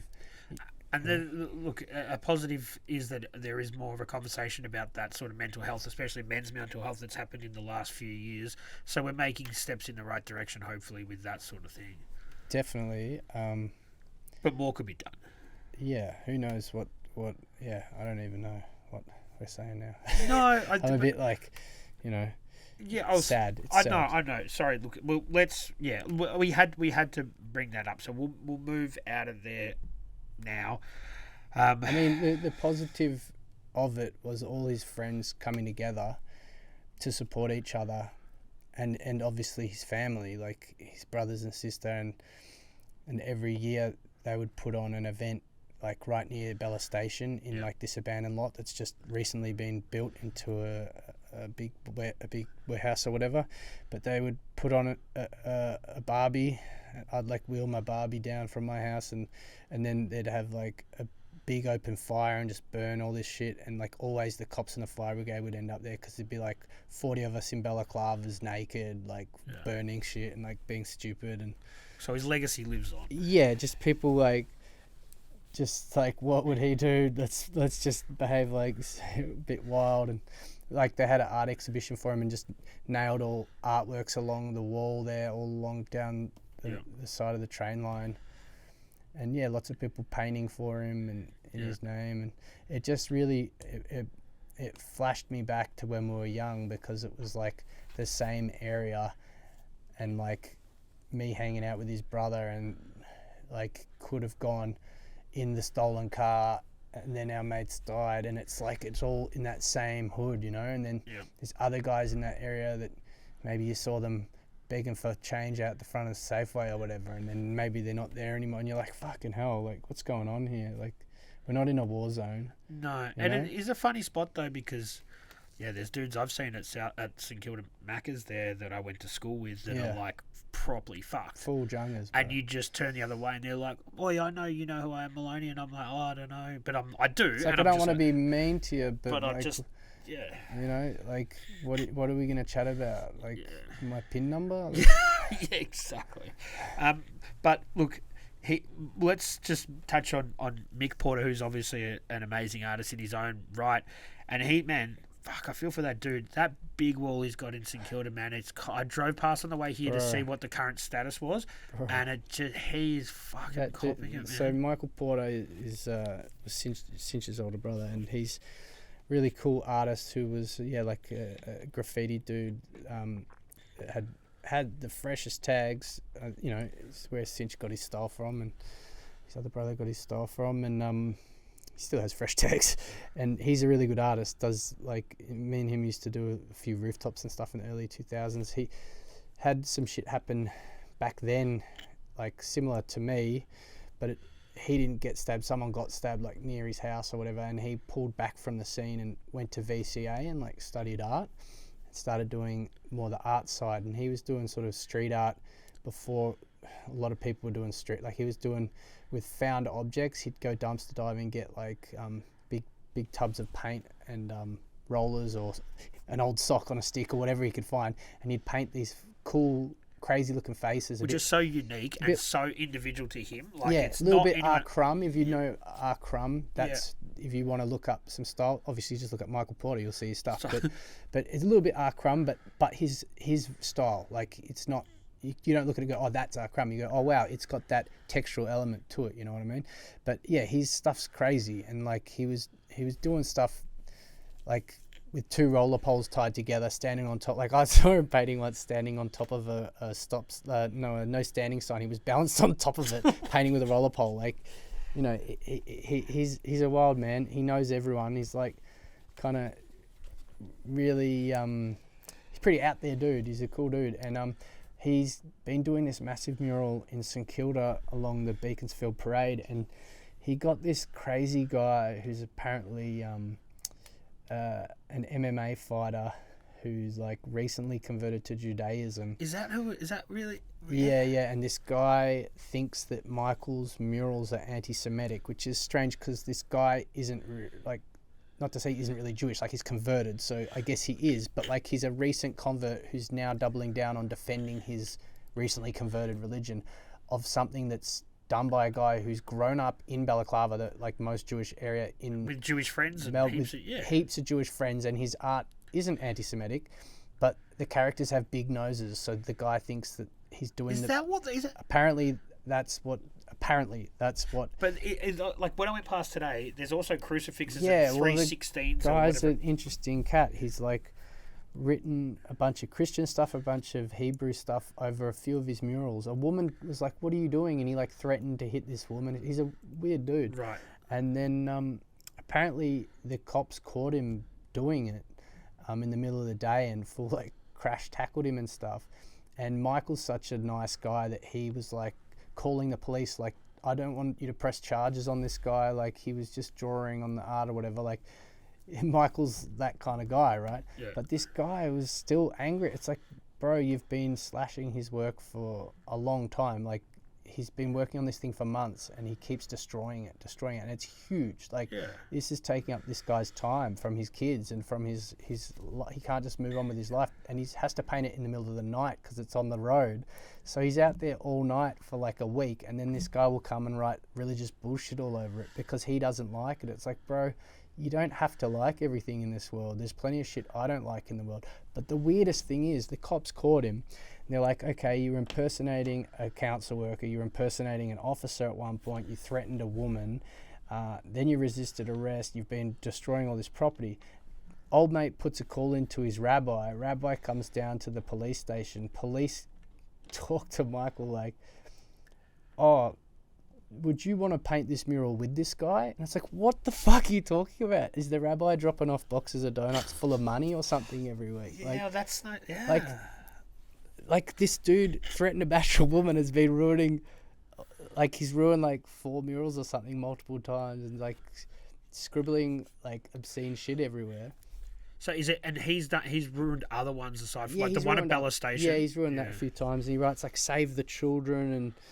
I don't know, like once people buy into misinformation or conspiracy theories, their ideology is set. You can't like explain to them any other way of thinking. It's fucking weird. It's the same with, you know, the no vote, the yes vote, all that. Like, people choose their path and then it's like, you can't wind them back on it. Like, Michael's met the guy and the guy's like, yeah, you're a nice guy, but I'm still going to keep ruining your fucking... Face to face, he said that to him. Well, I think, like... I think when he called... I don't know, you'd have to ask Michael. I'd probably... Look, I'm talking too much about something that's not my thing. I just feel for him because... Yeah. It's like it's like the biggest piece of art he would have done in his entire art career. It's like the most important wall in the suburb. Yeah. That everyone drives past every day. Yeah. And this guy just keeps destroying it because in his mind... it's offensive to a religion that he just converted to.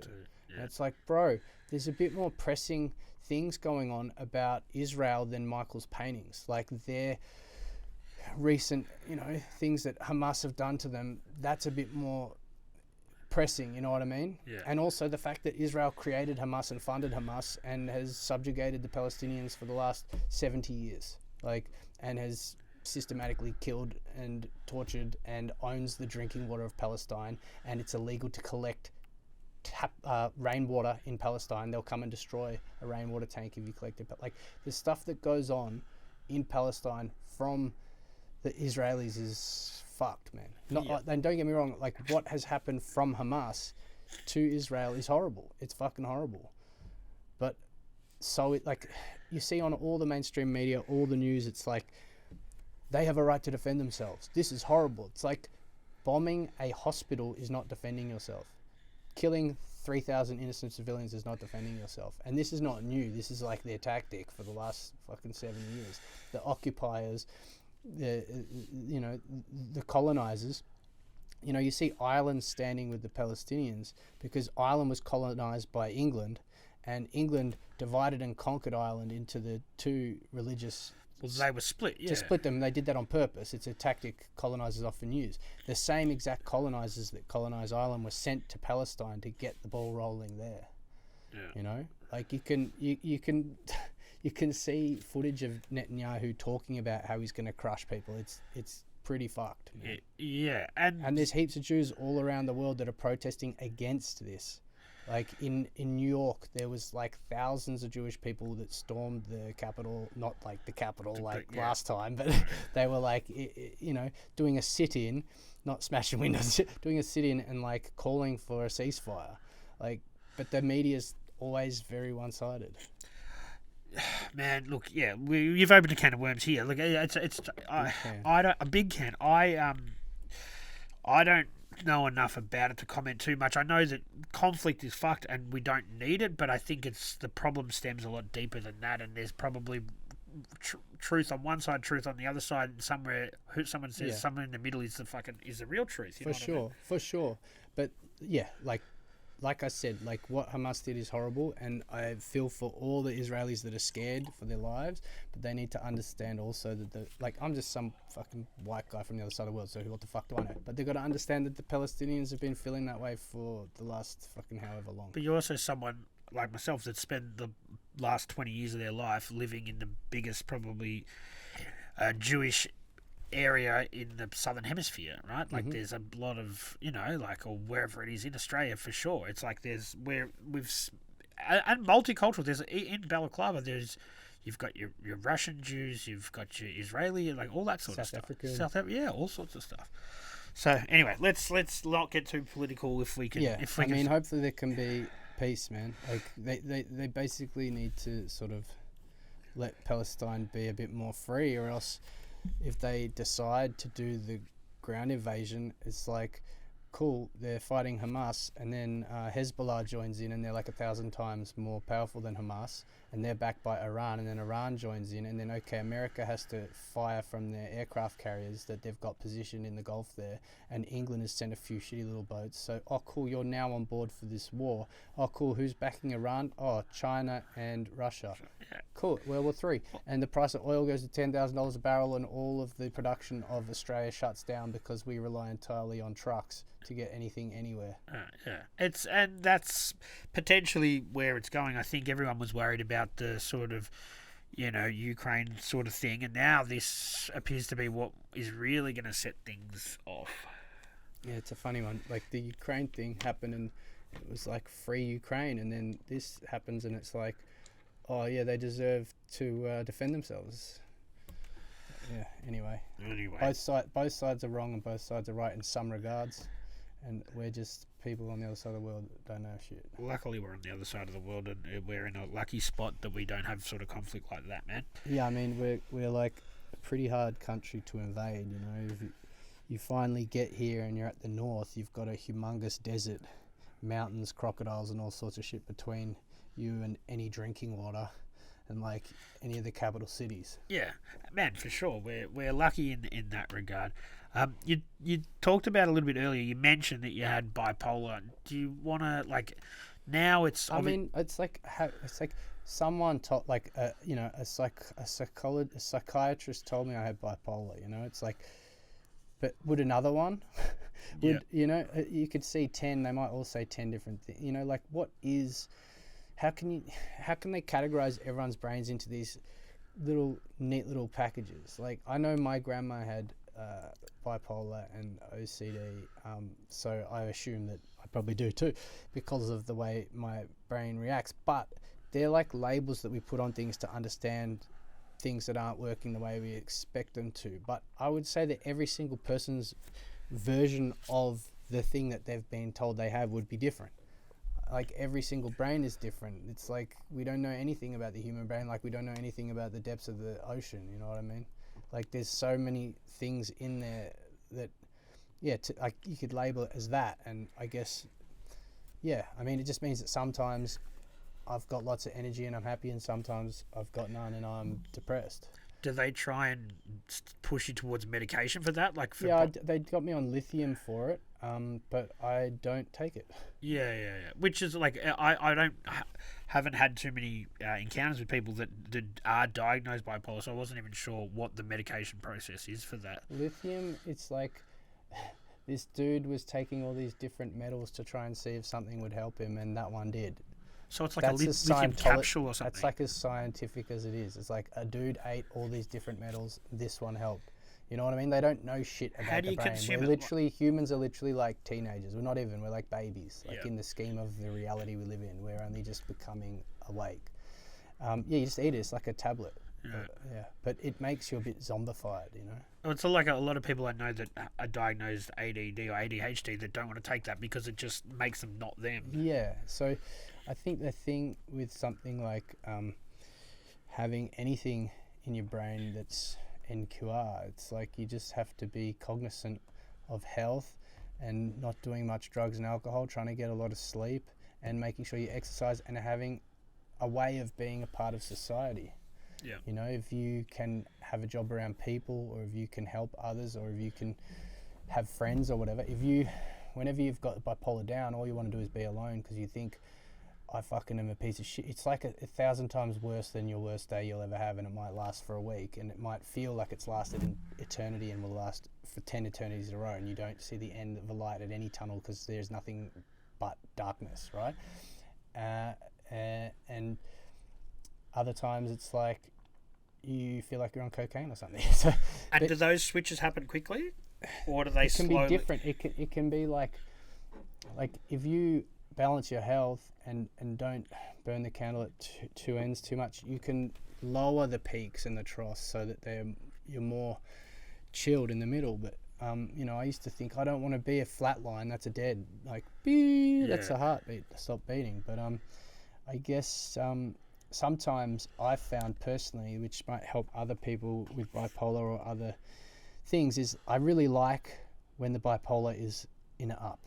I like it a lot. In fact, you could say one of the reasons I might have done like 5 pieces in a week or like painted a whole lot all around town is my bipolar. Like there's lots of people that are quite successful that have bipolar because they lean into, it's like a superpower. It's like you're on meth or something, but like, you know, you're like, I'm going to fucking take on the world.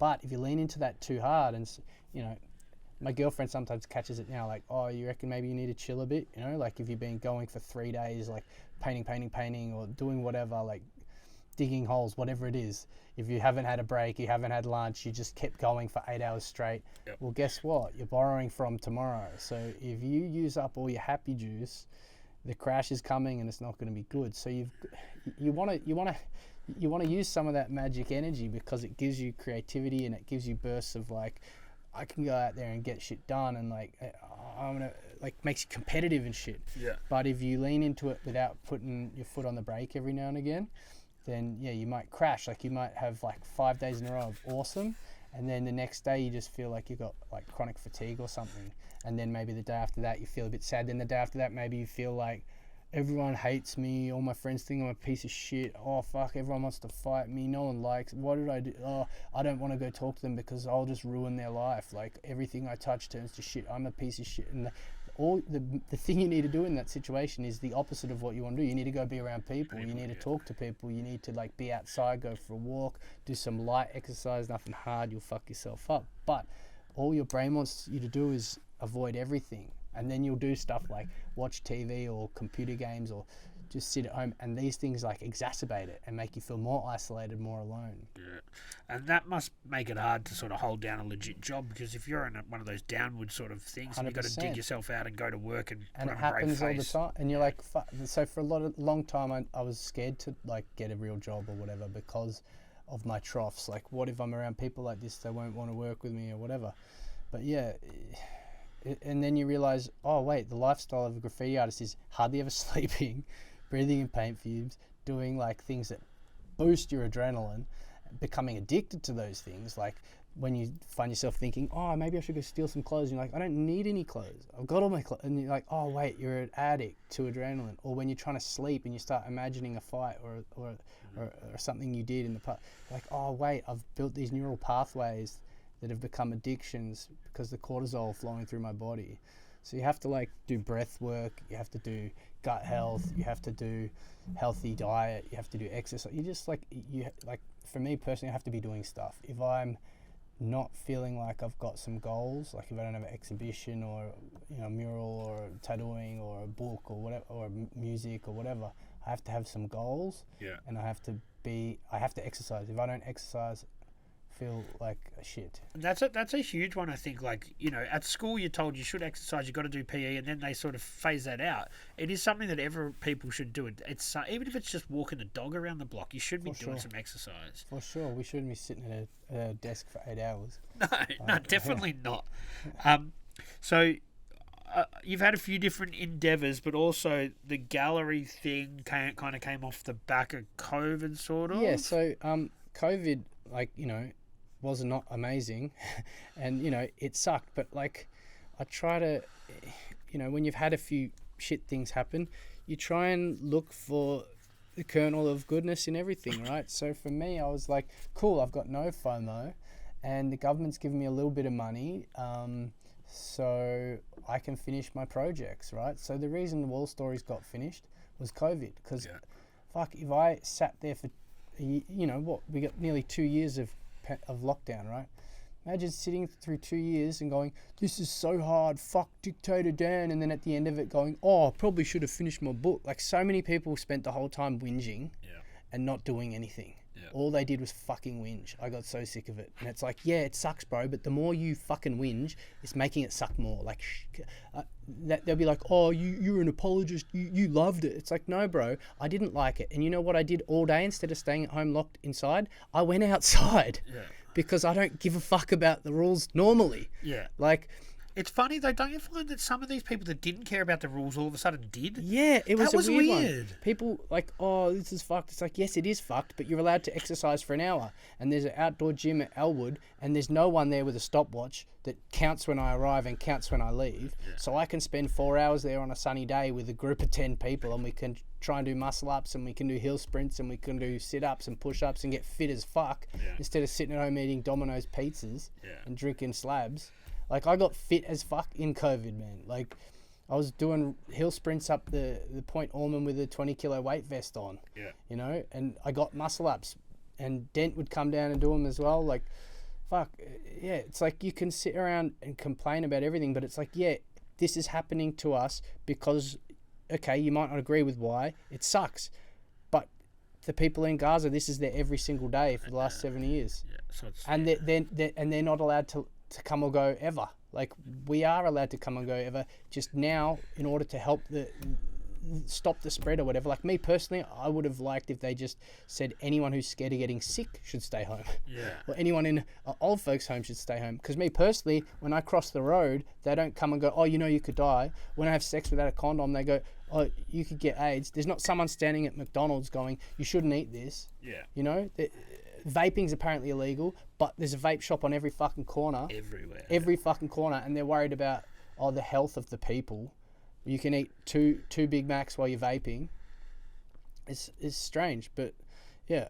Instead of sitting around and going, oh, this is so hard, this is fucked, I'd get up every day, go out, do my exercise, come home, work on my book for a couple of hours, and then so I didn't get bored and go crazy from the computer, I'd work on canvases. So by the end of the pandemic, I had the book finished, I had a whole art show of canvases painted, I had some songs written, I had muscle ups down on the bar. I'd got real fit. Like I'd made a bunch of lists of things I wanted to do and just did them. Yeah, started a Instagram cooking show. Started a cooking show exactly to keep myself sane, and people were liking that more than my art because I was just being funny and stupid on there. Yeah, I was entertained for a while. I should have just kept that going. I could be a millionaire by now. Could be making big bucks. I know, man. It was pretty funny, but yeah, I mean, you just gotta work with what you've got. I don't know. So the book got done there, but you launched it in your own gallery. Yeah. So another thing with the pandemic was, I was looking at, okay, I want to have an art exhibition and I want to have a book launch, and I worked it out, if I sold all my paintings through a gallery, it was going to be like, cool, maybe I'll walk away with 20 grand or something for a year's work, because you've got to give half to the gallery and you've got to pay for all your frames and your paints, and then you've got to pay for all the advertising. I was like, fucking hell, it's just like a slap in the face for so much work. So I thought, what if I just like started my own gallery, and then the first show I did could be mine, and then also I could have the book launch there later, so I don't have to hire a venue for that.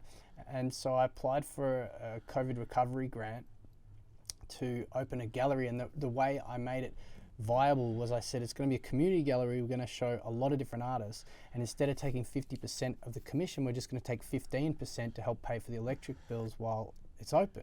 That's a good Yeah, angle. and they were like, well, you need to ask for more money because you haven't asked for any money for yourself to run it. And I said, well, look, I'm transparent. The first exhibition is going to be mine, so I'm going to make some money there, and I'll have the book launch there. I'll try and sell some books. That I don't need money to run the gallery because I'm doing this out of passion. I've just been locked up for 2 years. I don't give, in the pandemic, we've been, who cares? Like we've lived off 10 grand or whatever for the last 2 years. Yeah. So, yeah, they gave me and my friend Andrew and Kepsi and my girlfriend Vanessa helped a lot as well, and we got this space in Commercial Road in Paran. It was Yogi's, an old shoe store back in the day, which actually one of my friends, his dad used to own it, who's passed away now. But it used to be like a bit of an institution, like they used to sell skatewear and stuff back in the day. So there was also one up on Glenferrie Road. Yeah, and one on Glen Huntley Road as well. Yeah. I remember back in the day they had like blank pieces painted in the front and stuff by Danny Young. Yeah. So this shop had been vacant for like 5 years. So that was part of the proposal was, a lot of the shops on the street have closed down due to the pandemic, and also before that due to the death of retail from online shopping. So it's creating a bit of a desolate area. You let us get in there, do some creative shit, it'll bring people to the area. So I went in, opened this spot. It was all dusty and run down. There's a guy squatting in there, and yeah, just renovated it. Knocked a hole in one of the walls. Thanks Nosti for he brought the big brick saw in, and we cut a hole. Hopefully they don't mind about that. I'm sure we need a permit. I'll send you the permit in the mail. Yeah, Nosti cut a big hole in, and then another mate, Pat, the rapper, made a bar for us out of a nice piece of wood, and we installed that there. And then Crash and Verts helped install some shit, and my dad came and helped me paint it, and it was good because it was still kind of the tail end of the pandemic, so we could just wear a high vis and be like, I'm a tradie or whatever. Yeah. And yeah, painted it all up and got put a lighting system in. Pokies gave us a hand with that, and then put a lighting system in, a hanging system in, and yeah, just set up like art studios upstairs and out the back, and then a gallery in the main bit. And I had all the work I'd made during the pandemic, and then now that I had some space, I painted some bigger pieces so I could set them all up in there. And it was really good before we opened as a gallery because I could have mates hanging out, music playing, and like paint big paintings. It was like cool. And then had the opening exhibition, and it was pumping. We had hundreds of people. We had DJ. We had all free booze, and you sold some works. Sold heaps of work, and didn't have to give half to the gallery because it was my gallery. Yep.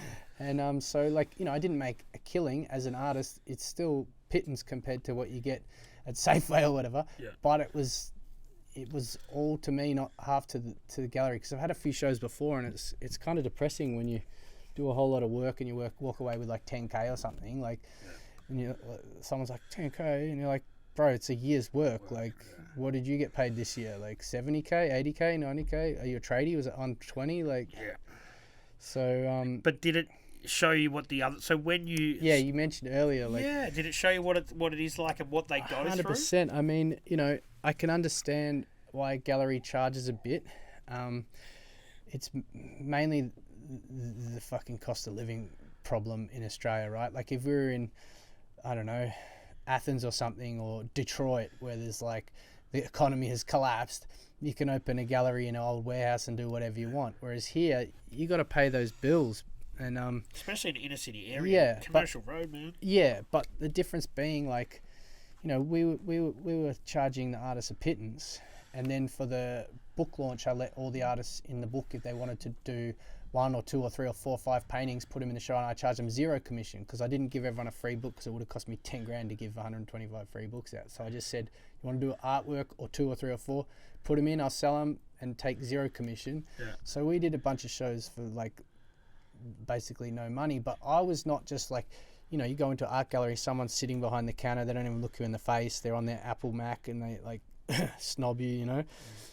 I was standing at the front handing out flyers and getting randoms off the street to come in, give them a fridge magnet with the artist's work on it, come inside, you know, selling paintings to people walking past that look like they got a Gucci handbag or something. Oh, they've got some money, bring them in, you know what I mean? So some galleries will charge you 50%, and they won't even sell a single painting of yours. They won't even try. They won't even, oh, we've got all these networks. Cool. Did you contact any of them? Did you get the word out? Did you, oh, as soon as you've made it into the big time and you're a name, then they'll suck you off from the back. Like, up until that point, it's like, you have to prove yourself to us. It's like, well, I have to prove that it's kind of like a drug dealer and you know, his supplier. Like, if you're just selling single bags, like the dude couldn't give a fuck. But if you start moving weight, dude's all of a sudden going to chop you out. It's the same with the art gallery, right? Glorified drug dealers. Yeah, they are, because also they manipulate the prices of things. You know, but by just being with, I've seen it with some people, just by them being attached to a certain gallery, legitimize them to an extent. Which is an odd way to do it. Yeah, but there's also other like galleries park money in artworks on people's walls at home. It's a tax concession for someone who earns a lot of money, and then they slowly boost the artist's worth, so the worth of the painting on the wall goes up, so that the person who purchased the painting can claim more of a tax loss on the artwork yearly. So the whole thing's actually kind of like the diamond industry. Like, there's actually a lot more diamonds than they say there is, and they say diamonds are worth all this money. They're not. They're just shiny bits of fucking crystal or whatever. Like, there's a whole lot of them in the safe. They just let you have a trickle of them. They do that kind of market manipulation with the person they've deemed appropriate as a tax writer. It's a strange world, man.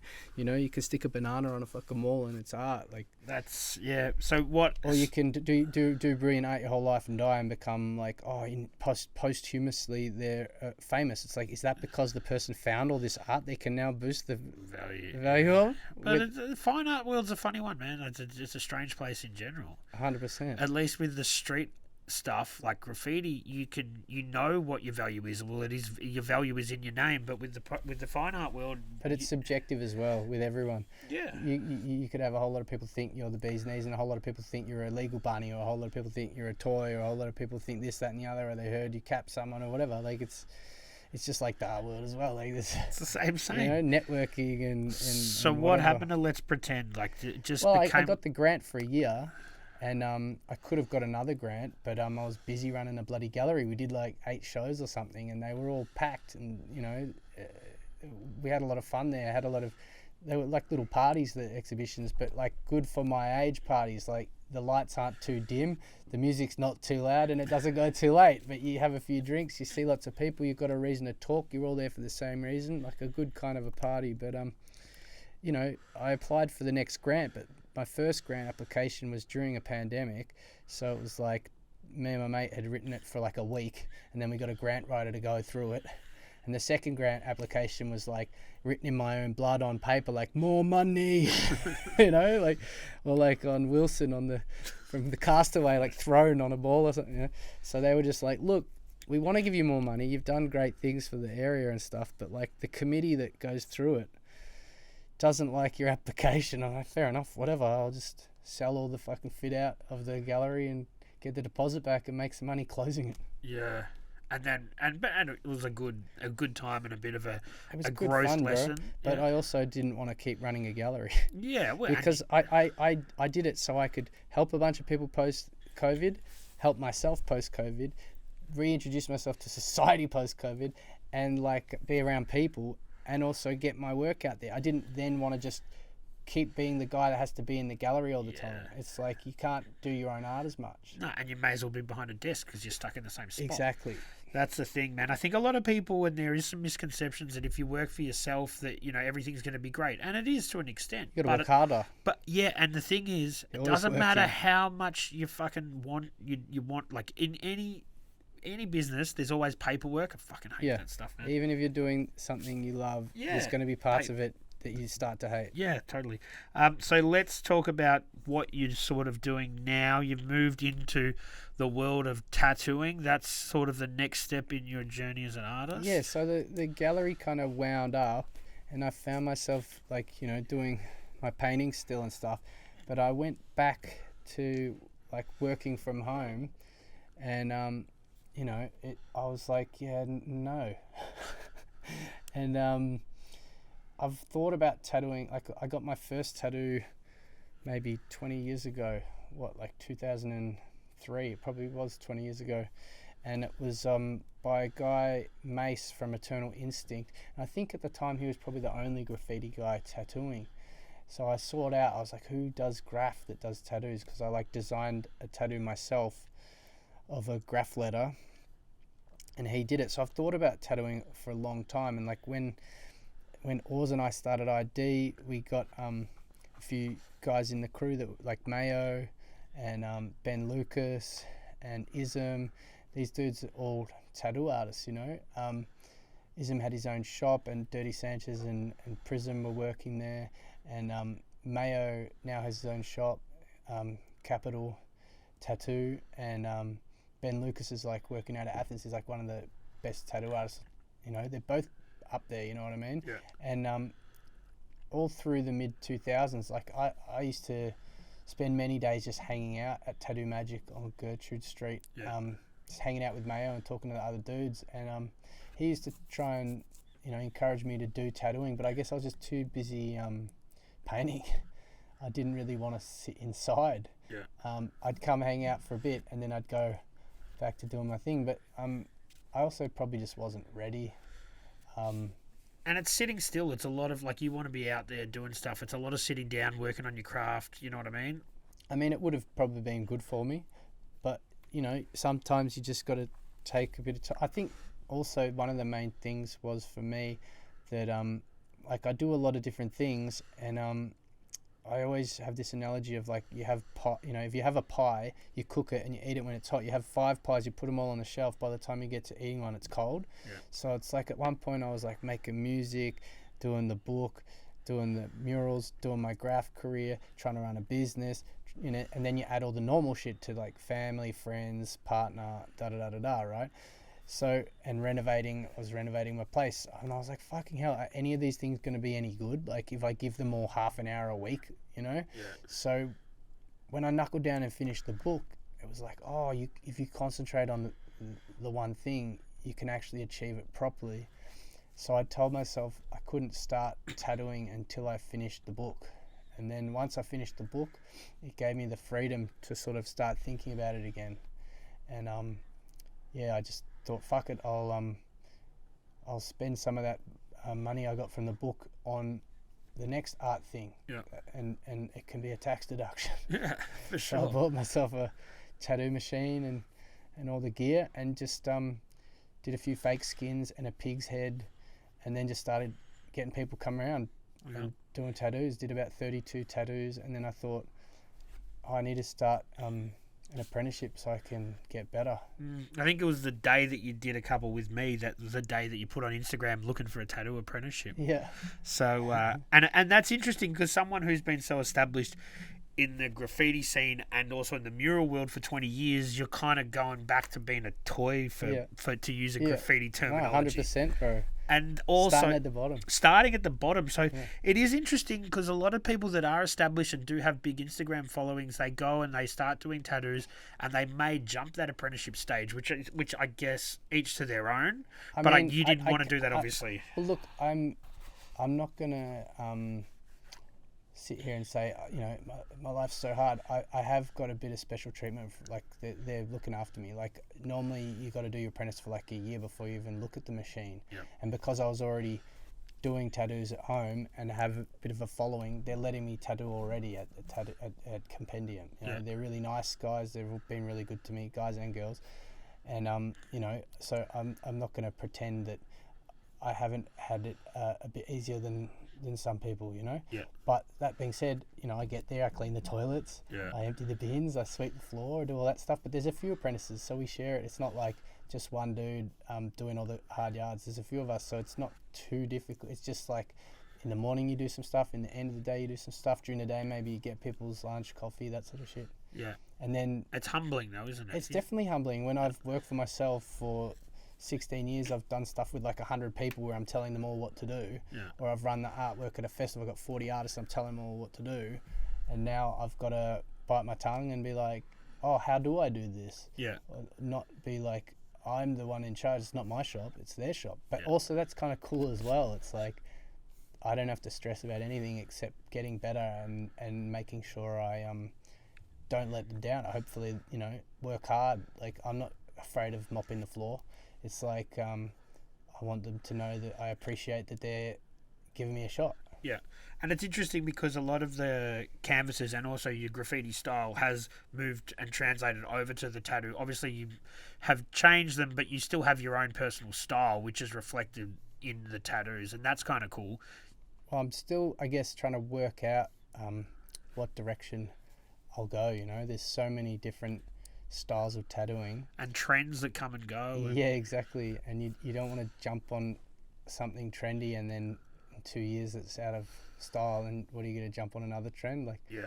So yeah, I mean, I've got my first full, like this has moved very fucking quickly, like when was it that I tattooed you? Man, it was probably like maybe about a month, 2 months, maybe 8 weeks ago or something. It wasn't that long, maybe 10 weeks. And you were like one of my first tattoos, and now I'm tattooing in a studio. Like it's moved from me going, I'm gonna buy a machine, tattoo, now I'm in a shop, now I'm tattooing, and in like a week and a half I'm starting my first full sleeve. Like it's fucking crazy to me. And are you still just doing the black and grey stuff? Have you dabbled with colours? I've just bought a bunch of colour.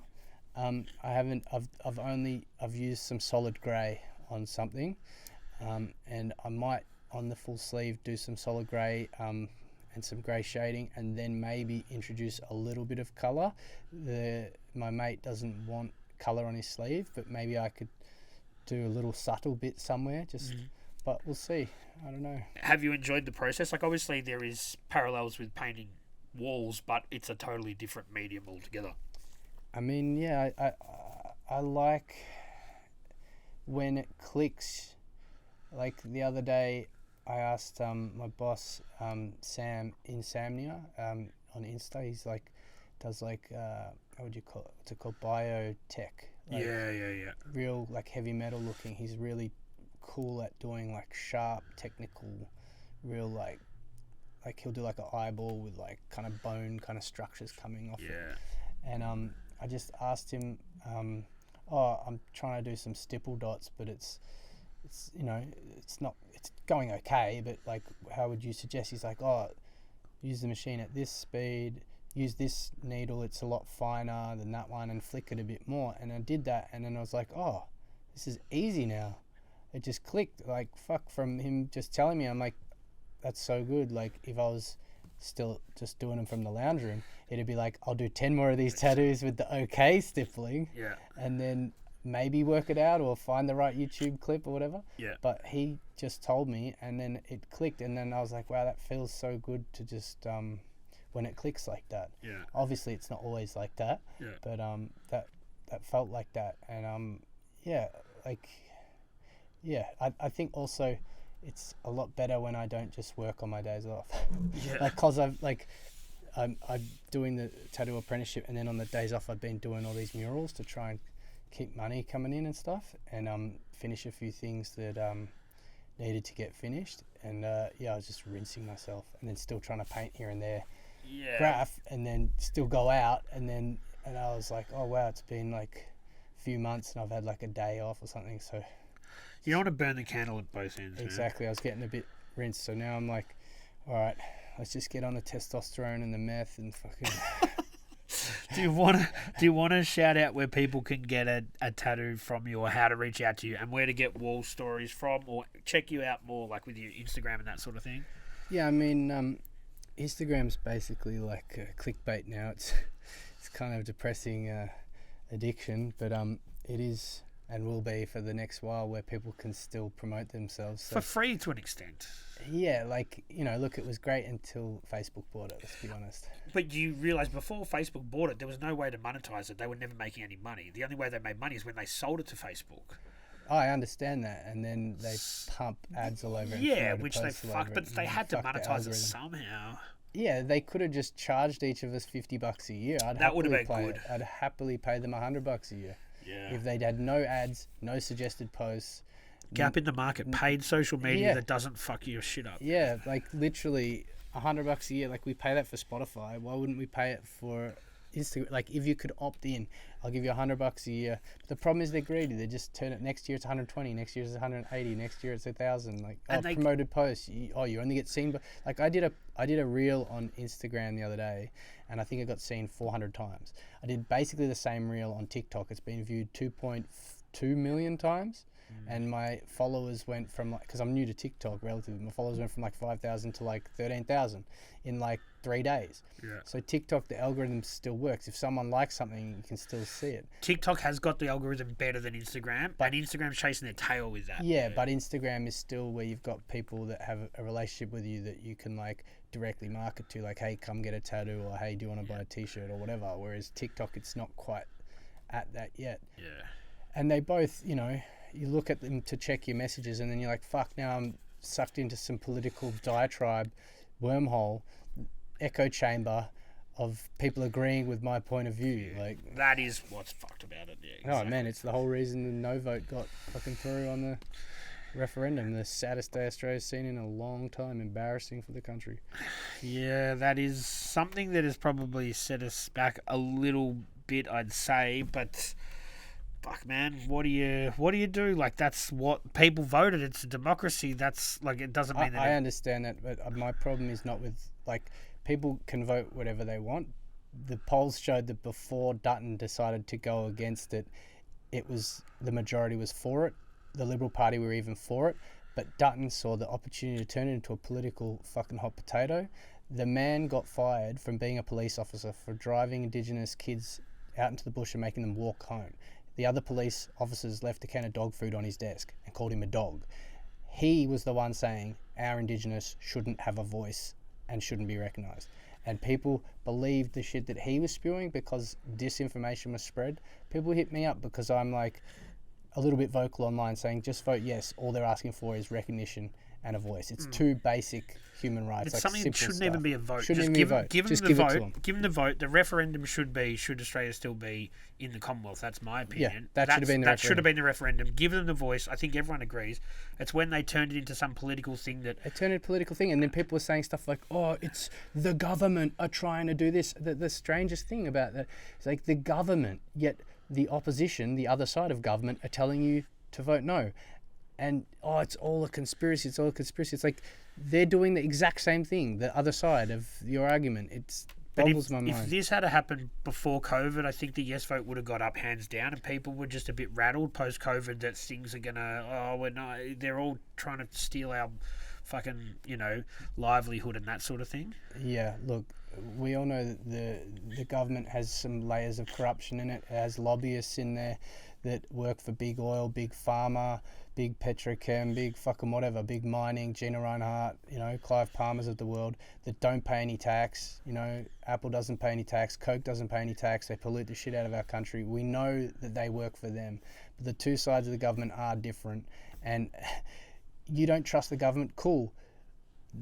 Lots of people don't trust the government, but should we not recognise our Indigenous? Like, what the fuck? Like, it doesn't make let sense. them also have a seat at the table of this dodgy government. Yeah. Like, oh, they're going to use it to manipulate us all and take our land. Man, the Indigenous are like 3% of the population. How much land? If you give them all a house and a backyard, it's fucking what? Like 1 turner south? Like, you know what I mean? Like, people are saying the most ludicrous shit and believing it. And then there was a whole lot of people, like the wellness people, that are like, I saw 6 Indigenous folk online that don't want it, so I'm standing with the people. And it's like, you can find confirmation bias on any of your points of view. You just need to look at the map of places that voted yes, and all the Indigenous communities bar one voted yes by like 60, 70, 80%. It's ridiculous. Yeah, and again, I think that they should have just got it. It shouldn't have been a vote, and that's. I think it was because of the changing of the constitution that they had to make a vote. But yeah. all these referendums, it's like 9% success rate in a referendum. So it was a bad timing,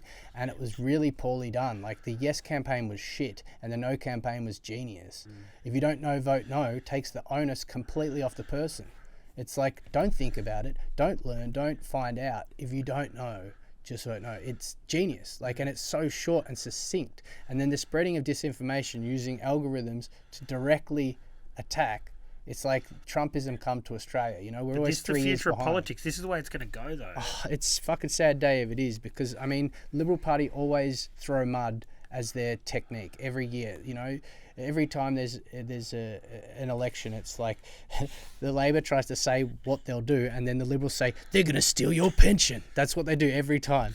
But the Liberal Party's supporters are dying out. But they're totally dying because it's an old man's. Yeah. Sort So of now thing. they've seen, in order to get new followers, they have to talk flat Earth nonsense. Like, but you know that every government now in every state is Labor now. Labor, except one, isn't it? I think Is even it Tassie, isn't it?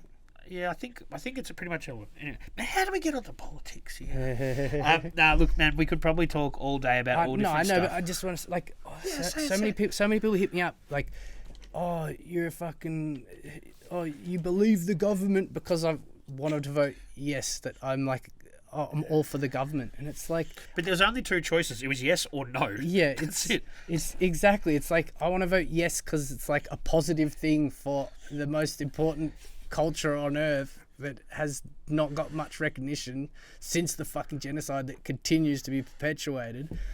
It doesn't mean I think the government is perfect and I didn't vote for Labor. I voted for the Greens. Like, anyway, people are funny. And then they rant like, oh, it's so easy to find the truth. You've got the wool on your eyes. You're a sheeple. The truth is out there. And it's like, what truth? And then they send you a link to a fucking TikTok, and it's some guy in a dress, and they're like, see, the woke agenda. And you're like, have you read a book? Have you actually read what the fucking proposal is that we're voting on? Do you actually think about things yourself, or do you go down a echo chamber of self-masturbation on TikTok? Like, that just tells you what you already believe. Well, the algorithms are at work there. They know that you're going to like that stuff. They keep giving it to you more, and Yeah, it becomes and it's an more echo chamber sinister to yourself. Yeah, but it's more sinister than that. Like, you watch that Cambridge Analytica documentary. It's like they're paying for these. They're paying for these votes. They're like, I can twist people with their algorithm and change their perspective, even if it just is confusion. And even if you don't know, vote no, confused enough people.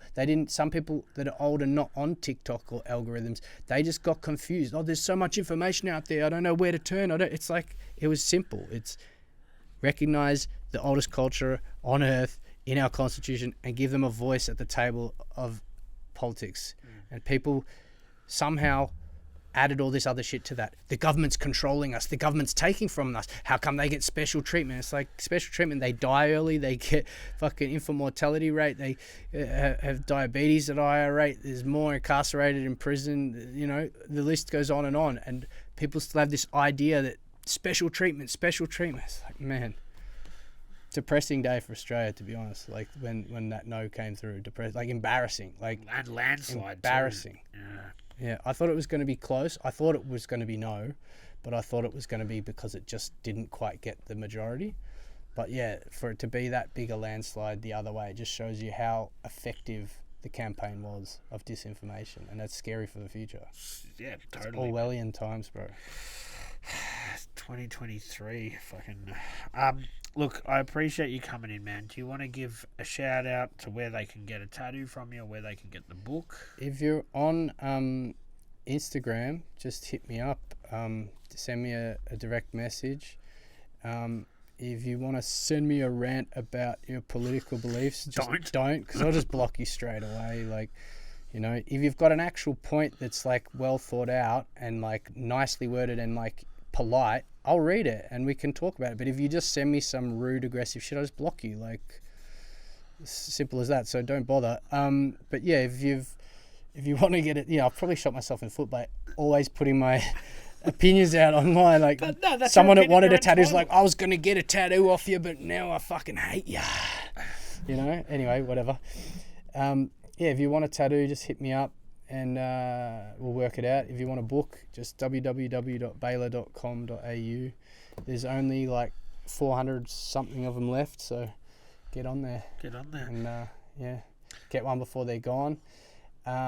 Might be making some music soon. Ooh, but I'll get settled first with the tattooing. Yeah, well, like you figured out one thing, and then once that then you move to the next thing. Yeah, I've got a few things in the pipeline, but like, that can be another time. We'll talk about that. All right. Well, it's been a good chat, man. I'm sure we could have kept talking, and maybe we'll do it again soon when you've got some music to talk about. Baylor, thanks for coming, dude. No worries. Sorry if I ranted too much. No, it's good. That's what it's all about. Luckily, I had a pen and a paper in front of me, so I do a few Guernseys every now and again. All good, man. Thank you. Thanks for having me on, man. 3,000.